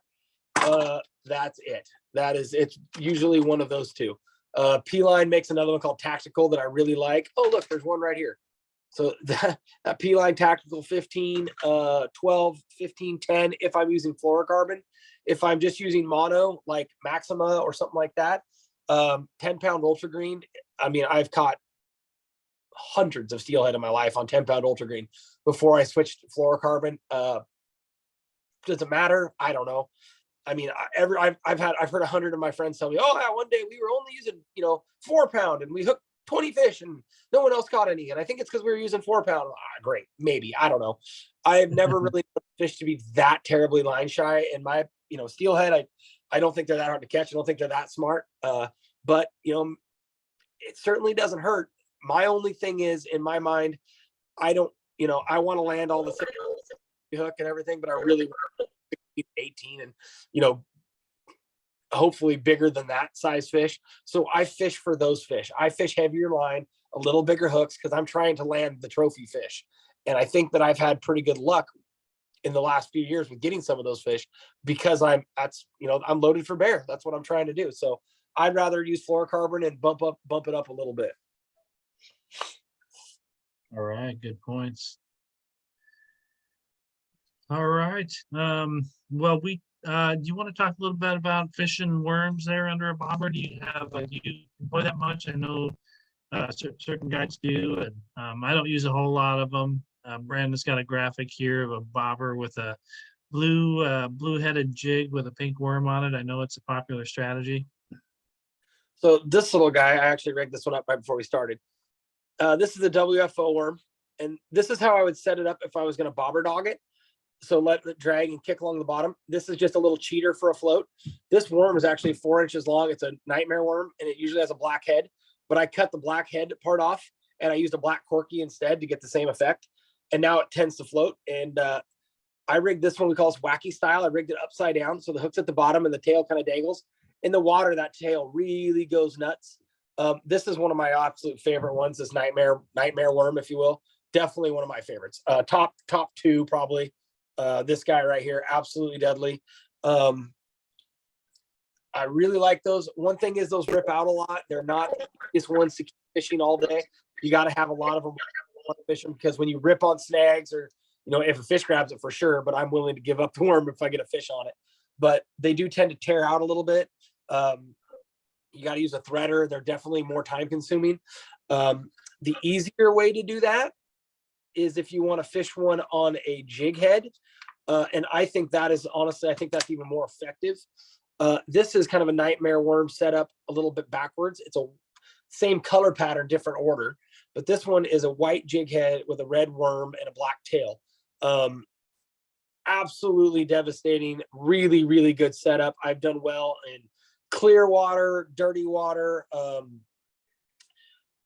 The worm jig thing is a in your face, bigger profile, bigger presentation. I have had very good luck on wild fish on those worms. Cool thing about fishing those worms with wild fish is they don't really swallow it. They're almost always hooked somewhere in the front of the mouth where you can get the hook out without hurting them very badly, versus bait where they tend to get it a little deeper. But the other perk of a jig is when you hook one on a jig, just the way the bend of the hook is, they tend to stay on really well. So those big worms, I mean, if I'm fishing somewhere that I'm just strictly targeting big fish, aka like the Olympic Peninsula, when you go up there and you're fishing all those wild rivers, or some of the other stretches that have predominantly wild fish, and you're giving yourself the best chance at a big one. Big pink worms, big red worms, those are great fish, because territorial fish, big angry bucks, the biggest ones in the herd, if you will, those fish will come out and eat something that they feel like is invading their space, because they want to kill it. And that's kind of the reaction you're going for with a worm. I don't think that you're getting bites on fish that are feeding. You're getting bites out of reaction. Tend to get more of a plug style reaction or a spinner style strike with a worm. More of an aggression versus a feeding. And if you ever catch one bobber dog and a worm versus bobber dog and eggs or a shrimp or anything like that, you will know instantly that it is absolutely 100% more aggressive. They will rip the rod out of your hand. They are not feeding it. They are trying to kill it. So it is a fun way to fish. I don't think I've had very many situations in my life where I think a worm is better than bait. And I don't think it's better than a bead or a soft bead. I think it's just another arrow in your quiver. But for fun, yeah, I fish a worm a lot, and do they crush it. It is a cool bite. And if you really want a cool bite, drift fish them. You want to drift fish a worm and they will rip the rod out of your hand so stinking hard. I mean, there's no question in your mind they are trying to kill that thing. That's great. And maybe you can clarify too. I know that in this graphic here, you can see that Brandon has that knot tied right in the middle of the eye, so that the profile of the worm is more horizontal than lateral. How would you like that? If you could show us how you'd like to have that jig with the worm floating through the water column. So you do want to keep it lateral. You'll notice as your knot goes, your jig will start to sit like this on your line and not stay lateral like this. I will give you the trick for that. There is a very, very, very good trick for that. And you want to solve that problem right away? Tie your knot in the eye of your hook. Tie your knot right there, slide it to the front, and then cut it off and leave the knot, and then retie it. If you fill up that area in the front eye of your hook, if you just fill that area up in the front eye, the line can't slide forward and it can't start tilting like this, because that area in the front of your eye is already taken up. Tie the knot, leave the knot there, and then tie it, and then cut it off and leave that knot, and then tie it again. That little tiny knot will take up the space and it won't let your jig tilt like this. Boom. Problem solved. Who said you can't teach an old dog new tricks? Problem solved. That's great. That's great. I might order this webinar myself. Excellent. Josiah, you sent over a couple of graphics of these jigs that you have that have beads on the body there. I have not seen anything like that, so I'm kind of intrigued with how you're talking about this jig, or if you've told me that you put oftentimes some prawn tails or some baits on those hooks there. Tell us a little bit about this jig that you have in the graphic. These are just some custom tie. They used to be, you used to be able to purchase these. They're from, I believe it used to be a place called like Over the Edge Tackle or something. And I don't believe they make them anymore. So I've had a friend tie them for me, and they're nothing. I wouldn't say they're like game changers by any means, but they're cool and they're different. And at some point there is a level of, cool, right? Like everyone likes to catch stuff on stuff they tied themselves, like to catch fish on, a different technique because it's fun, right? It's a super fun sport. You want to have fun. So, having something different. Here's one of them. They are little articulated jigs, and that's really all and that's all it is this articulated jig. And they have a few beads for the bodies. This one's just a pink and a white one. And it's got a little number 4 hook as the back. I think it's 6 is a little back hook on there. They're just really cool little jigs. They're sparse, just a different profile. I've been pretty sneaking successful on them. I don't think that they're night and day different than another one. They're just, like I said, they're just kind of another arrow in the quiver. But if you tie them and you take the time to make them, you probably won't go anywhere where anyone else is throwing one. Yeah, good point. And so do you tip those with a little bit of bait there on the hook, or do you just fish them naked like that? These ones, here, I'm gonna set this down. Typically I fish those ones pretty naked like that.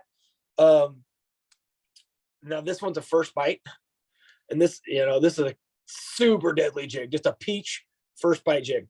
I mean, it's absolutely deadly. Ones like this, I really like to tip these because when they're in the water, they kind of tend to puff around it. So if you take a little chunk of a prawn or a shrimp tail, sand shrimp tails are great, but they are very difficult to keep on. Whereas like a chunk of prawn or those little tiger shrimp you can buy at the grocery store, a little pinky sized piece of one of those stabbed on the hook. Excellent technique. 2 little tricks with that, those easy eggs, and this is kind of hard to explain. I don't have one right in front of me, but if you take those little tiny pieces of bait and you slide them over your hook. Oh, actually I do have one.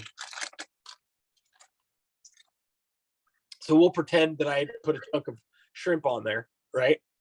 But if you take one of those little teeny easy eggs, just one of them, and slide it behind your chunk of bait, they'll stay on like 3-4 times more casts. Super. Someone showed me that 10 years ago, and super effective.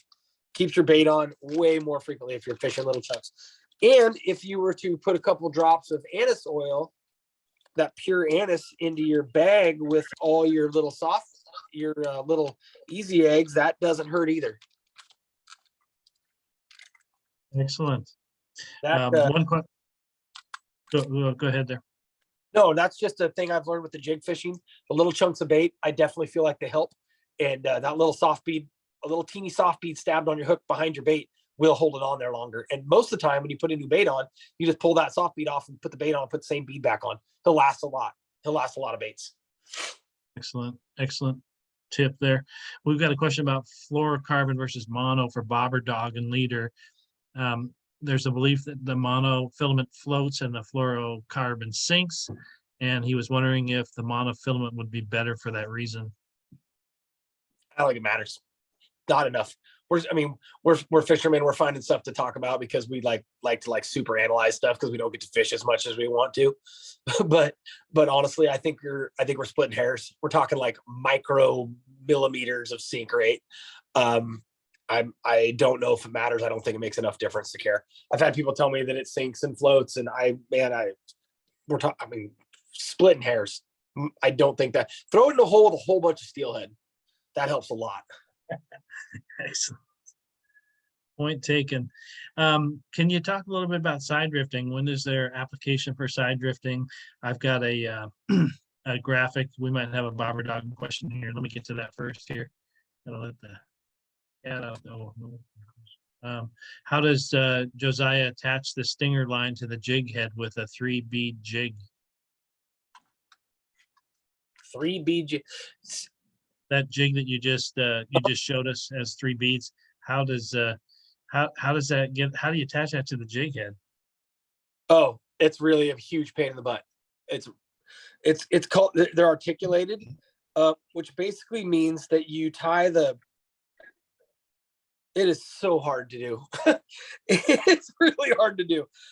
You tie the, another little blue one. You tie the, basically you tie the jig to the shank of the hook, your jig hook, and you tie the jig to the shank, and you tie the, oh God, it's hard. You slide the beads down the Dacron line to your back hook, the trailer hook, slide them on there, and then you have to tie that piece of Dacron forward and backwards to the shank of the hook on the front. You have to wrap it forward and wrap it backwards so it's strong enough that it won't break. And then you end up tying the jig on the shank, and you cut the front hook off and tie the jig on that front shank that's left. It is stupid too hard to do. Hence why you buy them. Yeah, I didn't tie those.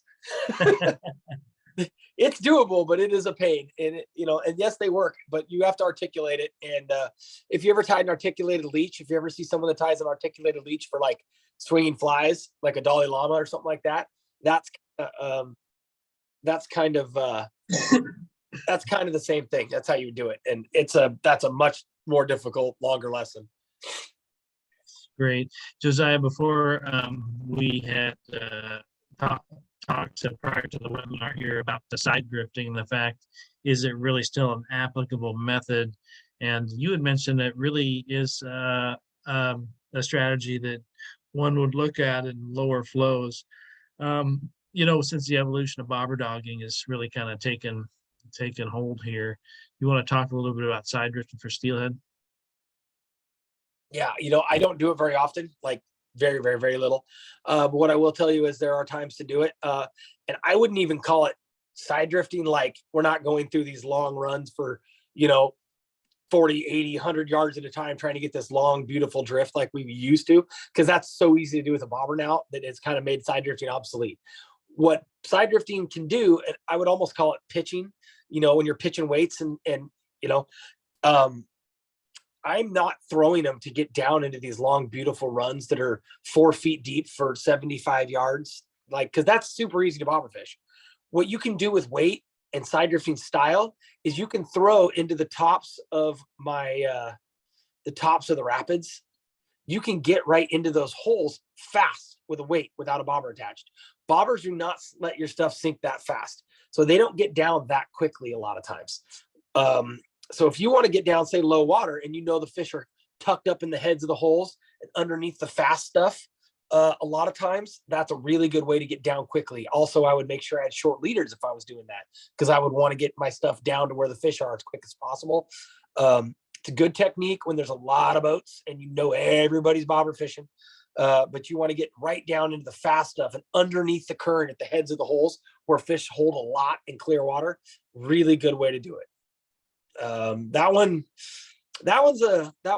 not very many guys are good at that anymore. And that's a difficult one, but there's definitely a time and a place for just straight up side drifting. And I wouldn't talk about it like side drifting, like light weights covering lots of, I'm talking about maybe a little more weight than you need, essentially drift fishing while you're moving and trying to get down to the tops of holes.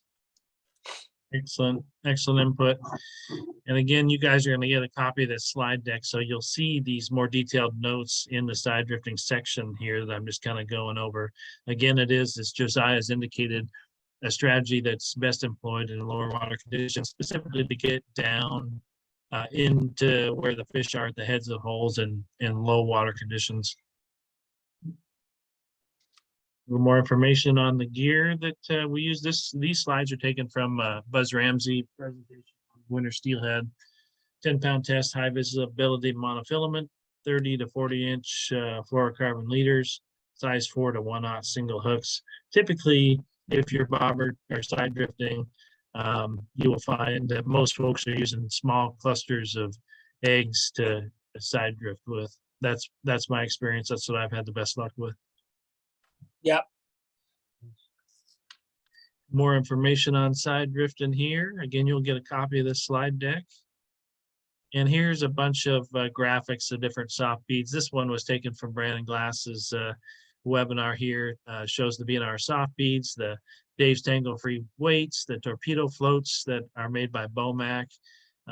Here's some different lead styles. The stumpy stick weights is how Brandon classified it, and then the bobber protectors, Bomac bobber protectors that Brandon uses quite a bit. Different various leads. Josiah, we haven't talked a whole lot about the use of split shot when it comes to helping getting those baits down quicker. Do you use split shot on any of your gear to closer to the offering to get them down quicker? Yes, a lot actually. And a lot of times when I'm fishing beads, and I call it long leader fishing or bead fishing, where I'm fishing like Canadian style. A lot of times you'll have your float up top, and you'll have, a handful of split shots down the line, descending towards your bait. That's when I do it, and that's when it works well. And you got to figure out the distance from your weight to your bait. I like to let my bait move around as much as I can, so I don't want my weight super close to it. But you can also get away with little teeny split shots. But yeah, most of the time I don't get them much closer than a foot or two when I'm doing that. I don't ever put one like 6 inches in front of it just to help it get down. I don't tend to do that very often. I think that you need to get them in the ballpark. But yeah, that descending split shot thing on the long leaders is a pretty deadly technique because it allows them to crawl with the contour of the bottom. It's a really good way to fish like 1 foot of water and 6 foot of water in the same cast. Oh, nice. Great. And then, obviously soft beads have kind of taken the market here, but do you still use any hard beads, any application for hard beads versus the soft beads? Yeah, they look like that. They look. Those are all hard beads. I use hard beads a lot. And it's a matter of whether or not I want my bead to sink or I want my bead to float. So the hard beads, like from lured beads, are more dense. They will sink. They tend to get down faster. They get down faster. They stay down better in the holes. If I'm fishing long leader style and I have heavier water, a little bit more green, a little bit bigger river, stuff like that, and I need them to stay down, I will fish hard beads. If I'm fishing somewhere like Big Creek, where I don't need it to get down and stay down very hard because it's really shallow water anyway, you might use 1-2 split shots in a soft bead because it swims through the water column better because it's not so dense. So if I need it to stay down, I use hard beads. And if I need it to not drag so hard, I use hard beads. Copy that. If that makes sense. Right. Yep. And how about Gary's asking about color preference for beads? Of course, everybody knows that pink is king. There's one in your hand now. That might be pearl pink. What color is that you got? That is a bunch of nail polish. That is a orange bead to start with a lot of nail polish on top of it. And it creates kind of a shine, eggy membrane, that blue shelly goodness. And that's just one that I like to do. A lot of times we'll do them like that, or we have ones we call them half deads. Like it's an egg that was laying on the bottom and it's like real red on one side. The other side's real white. Like it was just laying in the sand and kind of like the egg itself died. Their contrasts are really nice. They look good in the water. But orange, cut open a salmon sometime. Look at the eggs in its belly. They're kind of a pale, real tangerine. I wouldn't even call them orange, or like a light orange, tangerine-ish, orangey-ish color. Really good. That being said, lower clear water, really clear water, real pale. Actually I have some right here. These are teeny ones, but these are like super ultimate low water beads, but like really pale peach and pink, white, just super light. Those are another good one in really clear water. Rivers like the North Fork, Nehalem, Big Creek, little teeny creeks like that. Sometimes a little teeny, we're talking about that with the soft beads earlier. Sometimes little teeny rivers, especially little teeny beads, real pale, real subtle stuff really works well. Excellent. And one thing that we didn't cover, but it's kind of came to mind here, especially since you talked about using that 20 mil bead, which is an extremely large bead. When I was, this is 30 years ago when I was guiding up on Kenai, there would be a time, in August when the Chinook were spawning that we used bigger beads, and those trout responded considerably better to bigger beads than the standard smaller ones, say that more mimic the sockeye egg later on in the season. So, we have Chinook spawning right now. Do you think there's any application to use a bigger bead, not just because it's bigger water necessarily, but because in fact there are bigger eggs floating out in the river systems now than there will be, say, in January, February, when it's more likely you would encounter maybe steelhead spawn versus Chinook spawn this time of year? Or, certainly chum spawn too. So what's your thoughts on bead size in relation to matching the hatch? All right. So that in Alaska, because I guided for Katmai Lodge, I guided the Moraine, I fished all those rivers, some of the most world-class trout fishing in the face of the planet. And the bead matters a ton because those trout look at thousands of beads because they live there. Steelhead don't live there. The first thing I had to do when I went up there and started guiding that back in the day is I had to get in my brain that it really mattered what the bead shade was and the size of that bead, because I was like, steelhead don't care. These trout can't possibly care that much. They 100% do care up there. Those trout live in that river and they look at them all day long. Steelhead have lived in the ocean their entire lives. They were in there when they were babies, and maybe they were in that stream for a little teeny bit of their life. And then they went out in the ocean, got big, ate everything. They didn't eat eggs. They ate all kinds of other weird stuff. Who knows what they eat out there? And then they come back in, and now they see things that are, the right size, shape, color. But there's no way I think that they are as smart as a trout in Alaska. Those trout in Alaska are unbelievably finicky. And you're totally right. You have to fish 12 and 14 millimeter beads behind kings. You have to fish 8 millimeter beads behind chums and coho. You have to fish 6 millimeter beads behind sockeye. They absolutely care, and they care what shade it is and how the decay. I mean, those things are, I couldn't believe how much trickier those were to catch than a steelhead. No, I think 20 millimeter beads work because they can see them, and it's round and it's roughly the right color and it's drifting naturally and it's in the ballpark of things I know. So steelhead think like, at least in my opinion, right? So there's a range of colors they like. And I think one thing that really matters is the sphericalness. I think when they're babies, they've eaten so many chunks of dead salmon from the spawning parents. They've eaten, when they've died, their bodies decay. They eat these little pieces of food that are floating by. They eat eggs from other spawning fish when they're little teeny babies, right? If you've ever gone to like certain rivers right after they release the smolts, you realize you can't get a single egg through any hole because all the smolts eat all your eggs, every single one of them, every time. Well, those fish, when they go back out in the ocean, they never see any of that stuff again. And when they come back in the river, I think that they kind of have this like a little assimilated thing in their brain where they remember, oh, that's peachy-ish, orangey-ish, reddish, and it's round. And I ate that when I was a baby. I think I've explained it like this to people lots of times. When you see the golden arches, when you see the big McDonald's M, you think burger immediately. You will always think that the rest of your life. You are conditioned to think burger. That's a burger. That's McDonald's M. I think when they see round, orangey-ish, pinkish, reddish things, they go, that's a food. I put that in my mouth. I eat it because that's what I did when I was a baby. And I think it's completely ingrained reaction. I don't think it has anything to do with them feeding on them. I think they just remember they picked those up when they're babies because that's what they did their first month or two of their lives. And they were just eating every little particle of stuff. And most of that stuff was either an egg or a chunk of flesh from a dead fish. Most of that stuff was pinkish, orangey-ish, or red, somewhere in that range. And a lot of them were round. Interesting. Yeah, that's good input. Great. Good segment there. Mitch is asking about the distance from the bead to the hook. I know a lot of people use kind of the 2-finger method from the distance between the bead and the hook. What's your thoughts there? Yeah, I don't know. And 2 inches, 2 inches roughly. There's no great answer to that. I've noticed that the further you get away from them, the harder they are to hook. If you get it really far from the hook, if you get it really close to it, they don't bite it as well. So somewhere in there, and I'm probably about that far away, there's a range that seems to work. Yeah, 2-finger method, probably pretty close. Yeah, great. Gregory is asking about when bead fishing with a fly rod, what weight, I assume it's fly rod he's referencing, what weight fly rod do you recommend, the 6, 7, or 8 weight? For 99% of what we do out here, a 7's probably fine. An 8's enough also.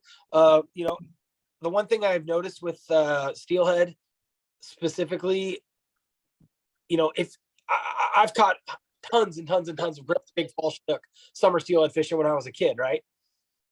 In the Columbia, because I have a mile and a half or 10 miles or 100 miles of the Columbia to fight it in. I think your real question is, what kind of water are you fishing? If you're trying to fight those fish in fast water, big, the little more rod helps. If you're fishing the lower Wilson and you're in a drift boat, you can get by with a 4-weight, because if you hook the thing, you can just float down the river until you land it. I think that it really is a matter of pressure. If I had to just pick one for jack of all trades, I mean, I have one right over here. Mine's a 7/8. I think if I wanted to bead fish with a fly rod, one thing that I did learn in Alaska, and I would translate to this for the bead fishing down here, I use a switch rod. So it's basically a mini, so like a 10.5 foot, 11-foot switch. Makes it really easy to roll cast. So I can roll cast, I don't have to spend all this time back casting behind me. With that butt section on that switch rod, you can roll cast super quickly and fire an indicator and a bead back up above you, back to the top of the hole or whatever. So those switch rods are super nice. Also, weight forward lines, like the shooting headline, a weight forward floating line will really fire your stuff out. It'll load your rod really nice, and it'll launch your stuff to the top of the hole super quick. That one's really easy. And then, that's probably the most important thing. I think I overweight my rod one line. Like I use a 9-weight on an 8-weight rod when I'm doing that, because it loads the rod so nice. It just makes it very easy to roll cast. So I have done a fair amount of steelhead fishing with the fly rod, which is being an indicator. You can call it an indicator, it's a bobber, whatever you want to call it. But it's fun. It's a great time. Had some really good days doing that. Really fun, super good way to fish. If you're proficient with it, it's just as effective as a spinning rod or anything else. Getting as proficient with it that's the hard part. Excellent. Great. Well, that kind of wraps up our bead section here. I've incorporated some information on plugs from a plug webinar that I've done. And so we'll probably cover plugs just relatively quickly here. Not a whole lot of application for bank anglers. I do a lot of plug fishing. You kind of heard me indicate that I'm the kind of guide that likes to do a later start, kind of come in behind everybody after they beat the water silly, bobber dogging, and come plugging behind them. And here's one of Josiah's favorite plugs. It looks like it's pink with a black head there. That looks like a mag lip. Looks like it's missing some paint. That's a good thing. Yeah, simply put, here's a graphic. This is particularly the Highway 6 as it crosses over the Wilson by the old guide shop here, and really some of my best, most productive water. This is the gravel bar that you can see from the roadway here. It's got a creek coming down the middle of it. What are you doing on the bottom of that? Those are teeth marks. You're missing paint. Paint is good. Yeah, plug fishing is absolutely. That one's my favorite. Yeah, I can tell. A lot of good water plugging. I'll show you a couple more graphics here, but these are some of my more productive reaches of the Wilson when I'm plug fishing. The tail out here, and then this particular spot has got a couple big boulders just above Highway 6 that I pull a lot of steelhead out on the plug here. One of my favorite places to fish. Here's a hyperlink to how to fish a Lure Jensen side planer on YouTube. And then there's another hyperlink here that goes to our YouTube channel. Buzz talks about rigging side planers for bank anglers. So do take some time to look at that if you're interested in doing that. A few strategies just on how to line a drift boat up. And I typically run most of my plugs in this conjunction here. In a tandem spread, so that all the plugs are equidistant ahead of the boat. You can most oftentimes do that just by employing a line counter reel. I use the Abu Garcia line counter reels still and find them incredibly effective for putting a tandem spread out there, what I call the wall of death for steelhead plug fishing. And then of course there's a couple other options here. You can push them to the bank here and stratify your sequence of plugs. The outside rod would be deployed at the greatest length, and then sequentially shorter distances as you get closer to the bank. And the whole idea behind plug fishing, of course, is to instigate a response out of these fish And the more you make them feel trapped and out of options, probably the better your chances of actually getting a bite doing that. And the triangle trap here is the third graphic. For obvious reasons, you're bringing fish to either choose to go to the far outside or take the middle plug, as it's a shorter distance. One benefit of this strategy here is that you're less likely, especially if you're running 3 rods, you're less likely to tangle your plugs in this type of deployment. You want to talk anything about plug fishing, Josiah? Um, Not really. I do it. I actually do it a little bit more than I used to. I really enjoyed the takedowns. I definitely feel like it's got its spots. Um, I like it when it's really, really, really cold. If I know that there's fish there and we had a cold snap overnight or something, snowed really hard, and I feel like the water temperature, I don't check the water temperature every day. I probably should back, but I just kind of know from looking at it so often. But if it gets really cold and you like, man, those fish are so cold blooded that when that water temperature drops, they clam up. They get hard to catch. Sometimes you'll catch one and you'll notice that it barely fights because it's so cold. It just doesn't have the energy. It can't really fight like it should. If I notice that, a lot of times I might plug fish a few holes. Fish that will not move very well sometimes will still bite a plug. I've had a lot of times where we're plug fishing, and instead of even slamming the rod down, which they do sometimes, it'll actually just stop the wobble. It'll just kind of stop and look funny. And I always tell my guys, hey, don't pick it up out of the holder. Just start reeling with it in the holder. Just start turning the handle. And I have them put their hand on top of the reel and just start cranking it in the holder. And they get about 3 cranks. And all of a sudden, there's a fish on there. I think what happens is those fish get so cold, they don't want to move. But that big flashy plug right in their face is enough to get them to go. And that's the time that I deploy that most frequently. I've had some days where I have gone right through a hole, bobber dog, or right through it with 3 clients. Felt like I covered it pretty well. Went back to the top, put out plugs, and caught a fish right behind myself. And I'm like, boom, that was a fish I would not have got without doing that. I know that I fished it to the best I was going to fish it. I know that fish was right there. I know he just went right through that hole. I know he let my stuff go by because he didn't want to move because he's cold. And so on those really cold days, sometimes is when I tend to bust out my plugs most often. Excellent advice. This particular graphic, I'll get to these questions here shortly, but this particular graphic, I just want to show there's one hole just below the Siskiyville ramp where you really can only effectively fish one rod just by the way the current dynamics are in that particular spot. And your drift boat actually ends up kind of gravitating towards the inside of the bend here. But getting that one rod, especially in low water, this has a lot of application. You might only get one plug effectively fishing through the drift. And this is kind of the strategy that I'm at here, where the drift boat is kind of feathering sideways, but you can still keep that left rod, that's where all the current is, coming against that bank, where fish, and particularly in low water when they're holding in somewhat swifter, darker holes, you're more likely to get an aggressive bite there. That's exactly what happened in that spot when I was fishing low water. So STW, David, is the term I worked for Fish and Wildlife for a while, so I still use these terms. STW is winter steelhead. STS would be summer steelhead. CHS is spring chinook. CHF is fall chinook. So sorry about that acronym. STW is winter steelhead.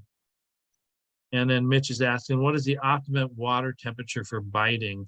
Is it different for salmon versus steelhead? Yeah, I have no idea what the water temperature is, the optimum water temperature is. Honest to God, I'm not hiding it. I just don't know. And here's the deal. It doesn't actually matter what the temperature is, as long as the temperature is going the right direction. So this has been proven to me in my life so many times. We'll just say, for argument's sake, it's 40 to 45 degrees is perfect, right? Steelhead, and this is totally just, I'm picking a number out of the air. If 45 degrees is the perfect water temperature. If the temperature freezes overnight and it's 30 degrees or 30 degrees at night, and the water temperature drops to 40 degrees overnight, it's moving away from their happy place. They are harder to catch.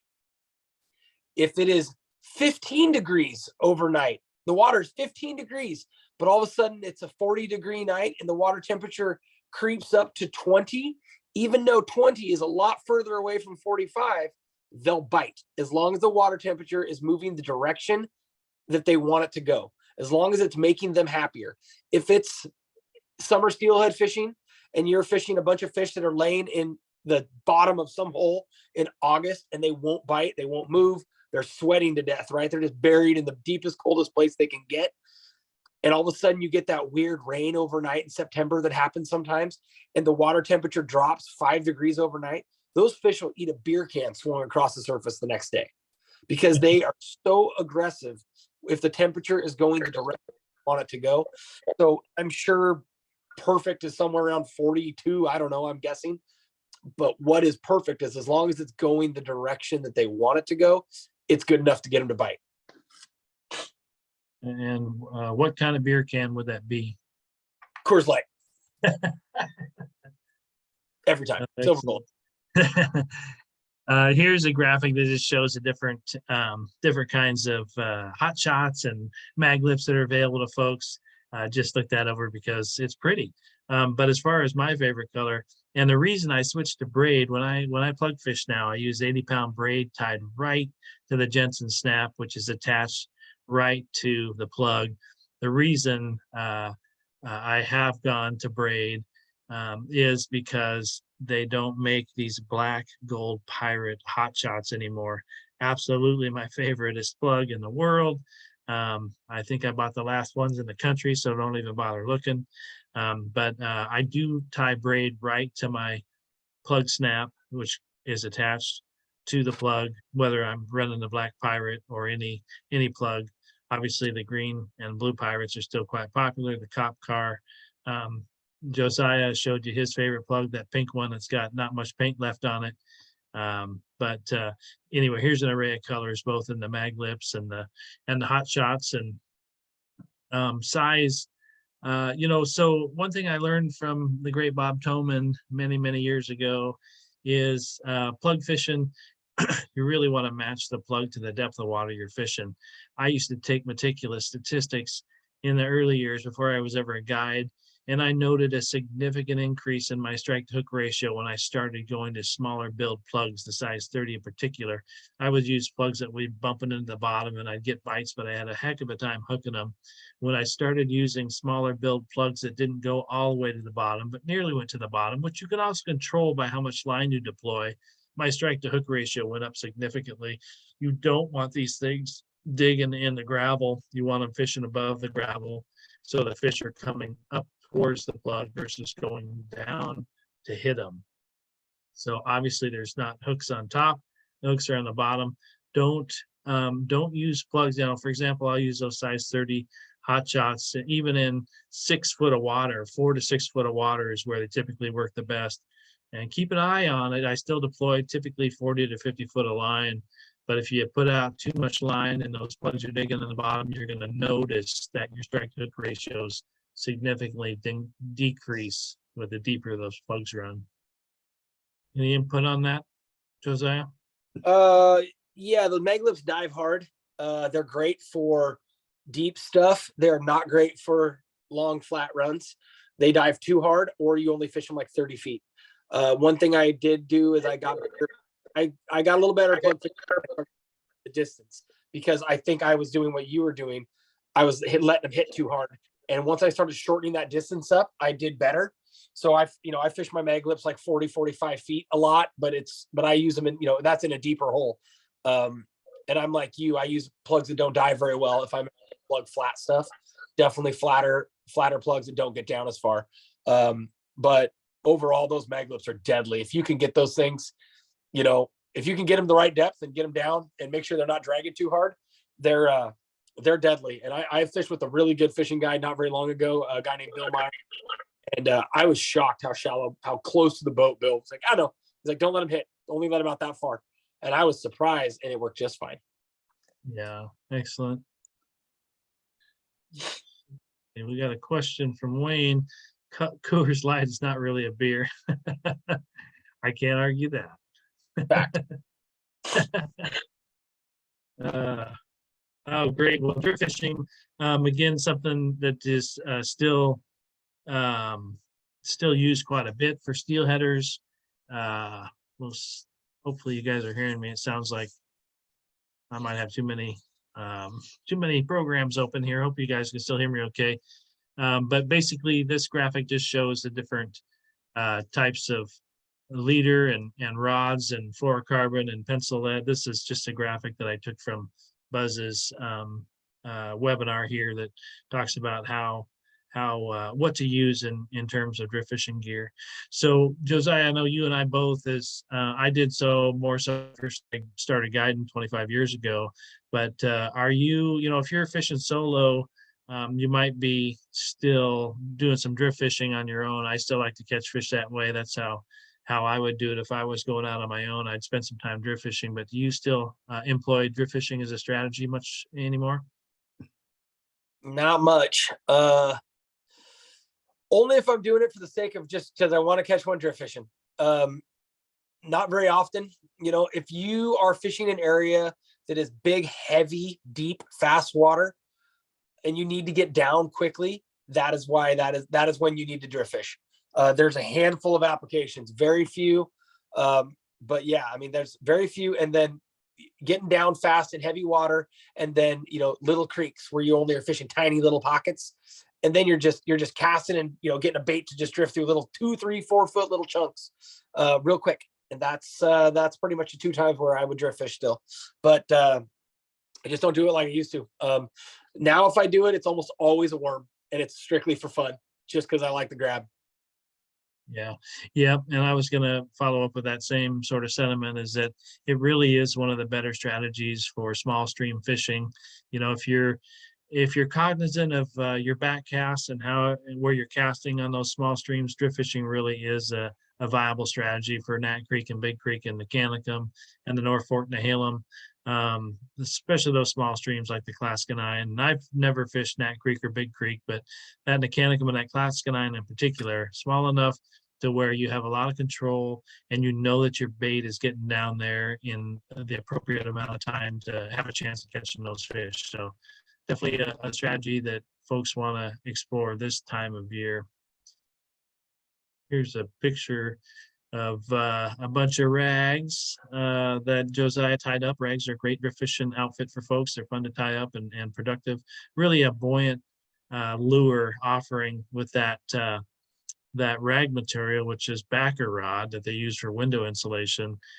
Really does offer a lot of buoyancy. I use shrimp tails oftentimes and clusters of eggs behind my rags. I think there's still a lot of application for rag fishing in the Pacific Northwest. I used to do it a lot in college. It's fun. They thump them pretty hard. The only trick, if there were called a trick, the trick fishing with rags, because they're so buoyant, is you have to fish very short leaders, and you have to fish more lead than you think. If you want to fish rags, more lead than you think, short leaders, get them down and keep them down and let them drag harder than you would normally drift fish your stuff. What's happening is that every time that lead drags hard, that rag, because it's buoyancy, goes down, pulls towards the bottom. And as soon as that lead lifts up, it floats back up, goes down, floats back up, down, up, down, up, down, up. That's why those things work so big. It's that movement. It just moves so much. Not unlike an Okie drifter, which is why guys think that those Okie drifters are some magical pink color, blah, blah, blah. It's because they float a lot and you fish them hard, old school style, dragging them, and they move up and down. And because of the dimples on them, they shake in the current also. But it's the same concept as a rag. They move a lot. You are dragging them hard when you're drift fishing them. Right. Josiah, David's asking about what size spinning glows do you use when you're using them? Like to drift fish? Yeah. That one. I don't know what size. Little, maybe it's only half an inch long. The smaller sizes. If I'm going to drift fish spinning glows, it's usually these little teeny guys. I don't do it very often. But it's a good application. This one right here is one size bigger. This is probably as big as I'd go. That being said, this pink one, I mean, if you're going to fish high water where you're fishing that really slow stuff, this is a really good technique for high water. Make some noise. One thing I would tell you is they do float a lot, so keep them short leaders. But yeah, it's not a bad way to go about it, especially if you're trying to fish tail outs where you're really dragging them across the hole. Spinning glows are a good option. Yeah, so small, pink, orange, white, green, something down there. But it's a good one for dirtier water for sure. And if you're plunking, you would use a larger size spinning wheel than what you showed. I'm not familiar with the sizes myself all that well, but if you're plunking, you would probably use a bigger size spinning wheel than what you just showed us. I would, at least. Yes. Typically, if you're just sitting still, like you would on the Columbia. So there's that one and that one. It doesn't appear very. This is a bigger one. This is I think this is a 4, and then this is a little smaller, and then we got one that's a little smaller yet. But yeah, these bigger ones. If I was just gonna sit, I would probably fish one of these bigger guys, and I'd put a coon shrimp behind him, a little teeny piece of eggs. But yeah, that's a good one. Also, I really like white wings if the water's dirty, and black wings or mylar and clear water. But those white wings show up really well in dirty water. Well said. And they have the mylar wings with the reflective tape on them, and those are great summer steelhead plunking on the Columbia, and certainly in low cold water, which isn't necessarily productive for plunking, but clear water, metallic color, solid, cloudy skies, solid colors is a standard strategy for most steelheaders. Well, folks, we've been on this webinar for 2 hours. We are at the last slide, which is questions. We've been grateful that you've asked those as we progress through the slide deck. We'll just, if folks have another question or two, we're happy to take them. Otherwise, again, you're going to get a copy of this webinar for yourself to review if you wish to do that, along with the slide deck. That'll come to you within the next 24 hours. Brother Doug will send it out. Other than that, we're grateful that you joined us for these couple hours of inquisitive questions and strategies. And Josiah, appreciate all your hard work. And you might, folks are asking about what your rate is for a day of fishing, and maybe you want to dictate what your phone number is so folks can get a hold of you if they want to get out fishing. Yeah, my email is jdarfishing@gmail, JDARR, it's just Josiah Darr, jdarfishing@gmail.com. It's a super easy way to get it. I'm pretty good about getting back with my emails. You can give me a call on my cell or shoot me a text. It's 206-660-1490, and you can find me on Facebook or Instagram. Just look Darr Fishing, you'll probably find it. Fishing for the winter. This particular winter, I'm pretty much full for the winter. But what I've told guys in the past, because my winter steelhead always fills up really early, or has the last few years, I tell my guys, I said, come out in the spring or the summertime, come April, May, June, July, come out on one of those days. And if you come out there and you want to go summer Chinook fishing or spring Chinook fishing with me, we'll book your day for winter steelhead then, because most of my winter steelhead days are full by the time I'm done with my buoy 10 fall Chinook fishing, because those guys that go in the big boat get the first crack at the days in the winter. So anyone that wants to get out in the future, I always tell people, come out in the spring or summer and we'll book your winter day then. Great. Alexander's asking, any additional tips for bank fishing in that of this webinar tomorrow would be amazing. I think he said, and release of that webinar. Any additional tips for bank fishing? I mean, we talked about the benefits of small stream fishing, fish close to the river shore and high flows. Any additional tips that you can suggest for a bank angler? I can't emphasize enough the benefits of that Onyx app, so that you can determine where the public land is versus the private land. But how about anything else besides that? Short leaders, drift fish or fish, short leaders. In fast water, the water's not going to be very high tomorrow, so it's going to be low on a lot of those small streams, if that's what he's thinking. And so they're going to be tucked in tight to cover. Short and choppy water, short leaders, light lead, short leaders, and get them right in those little pockets quick. Excellent. Great. Well, thanks everybody for sticking with us. Josiah, great job. Appreciate your participation, and get a hold of Josiah if you want to get out fishing in the near future, and sure appreciate folks being members of the Guides Forecast. Thanks everybody. Have a great night. Stay safe out there. Good luck winter steelhead fishing. Bye guys. Thank you.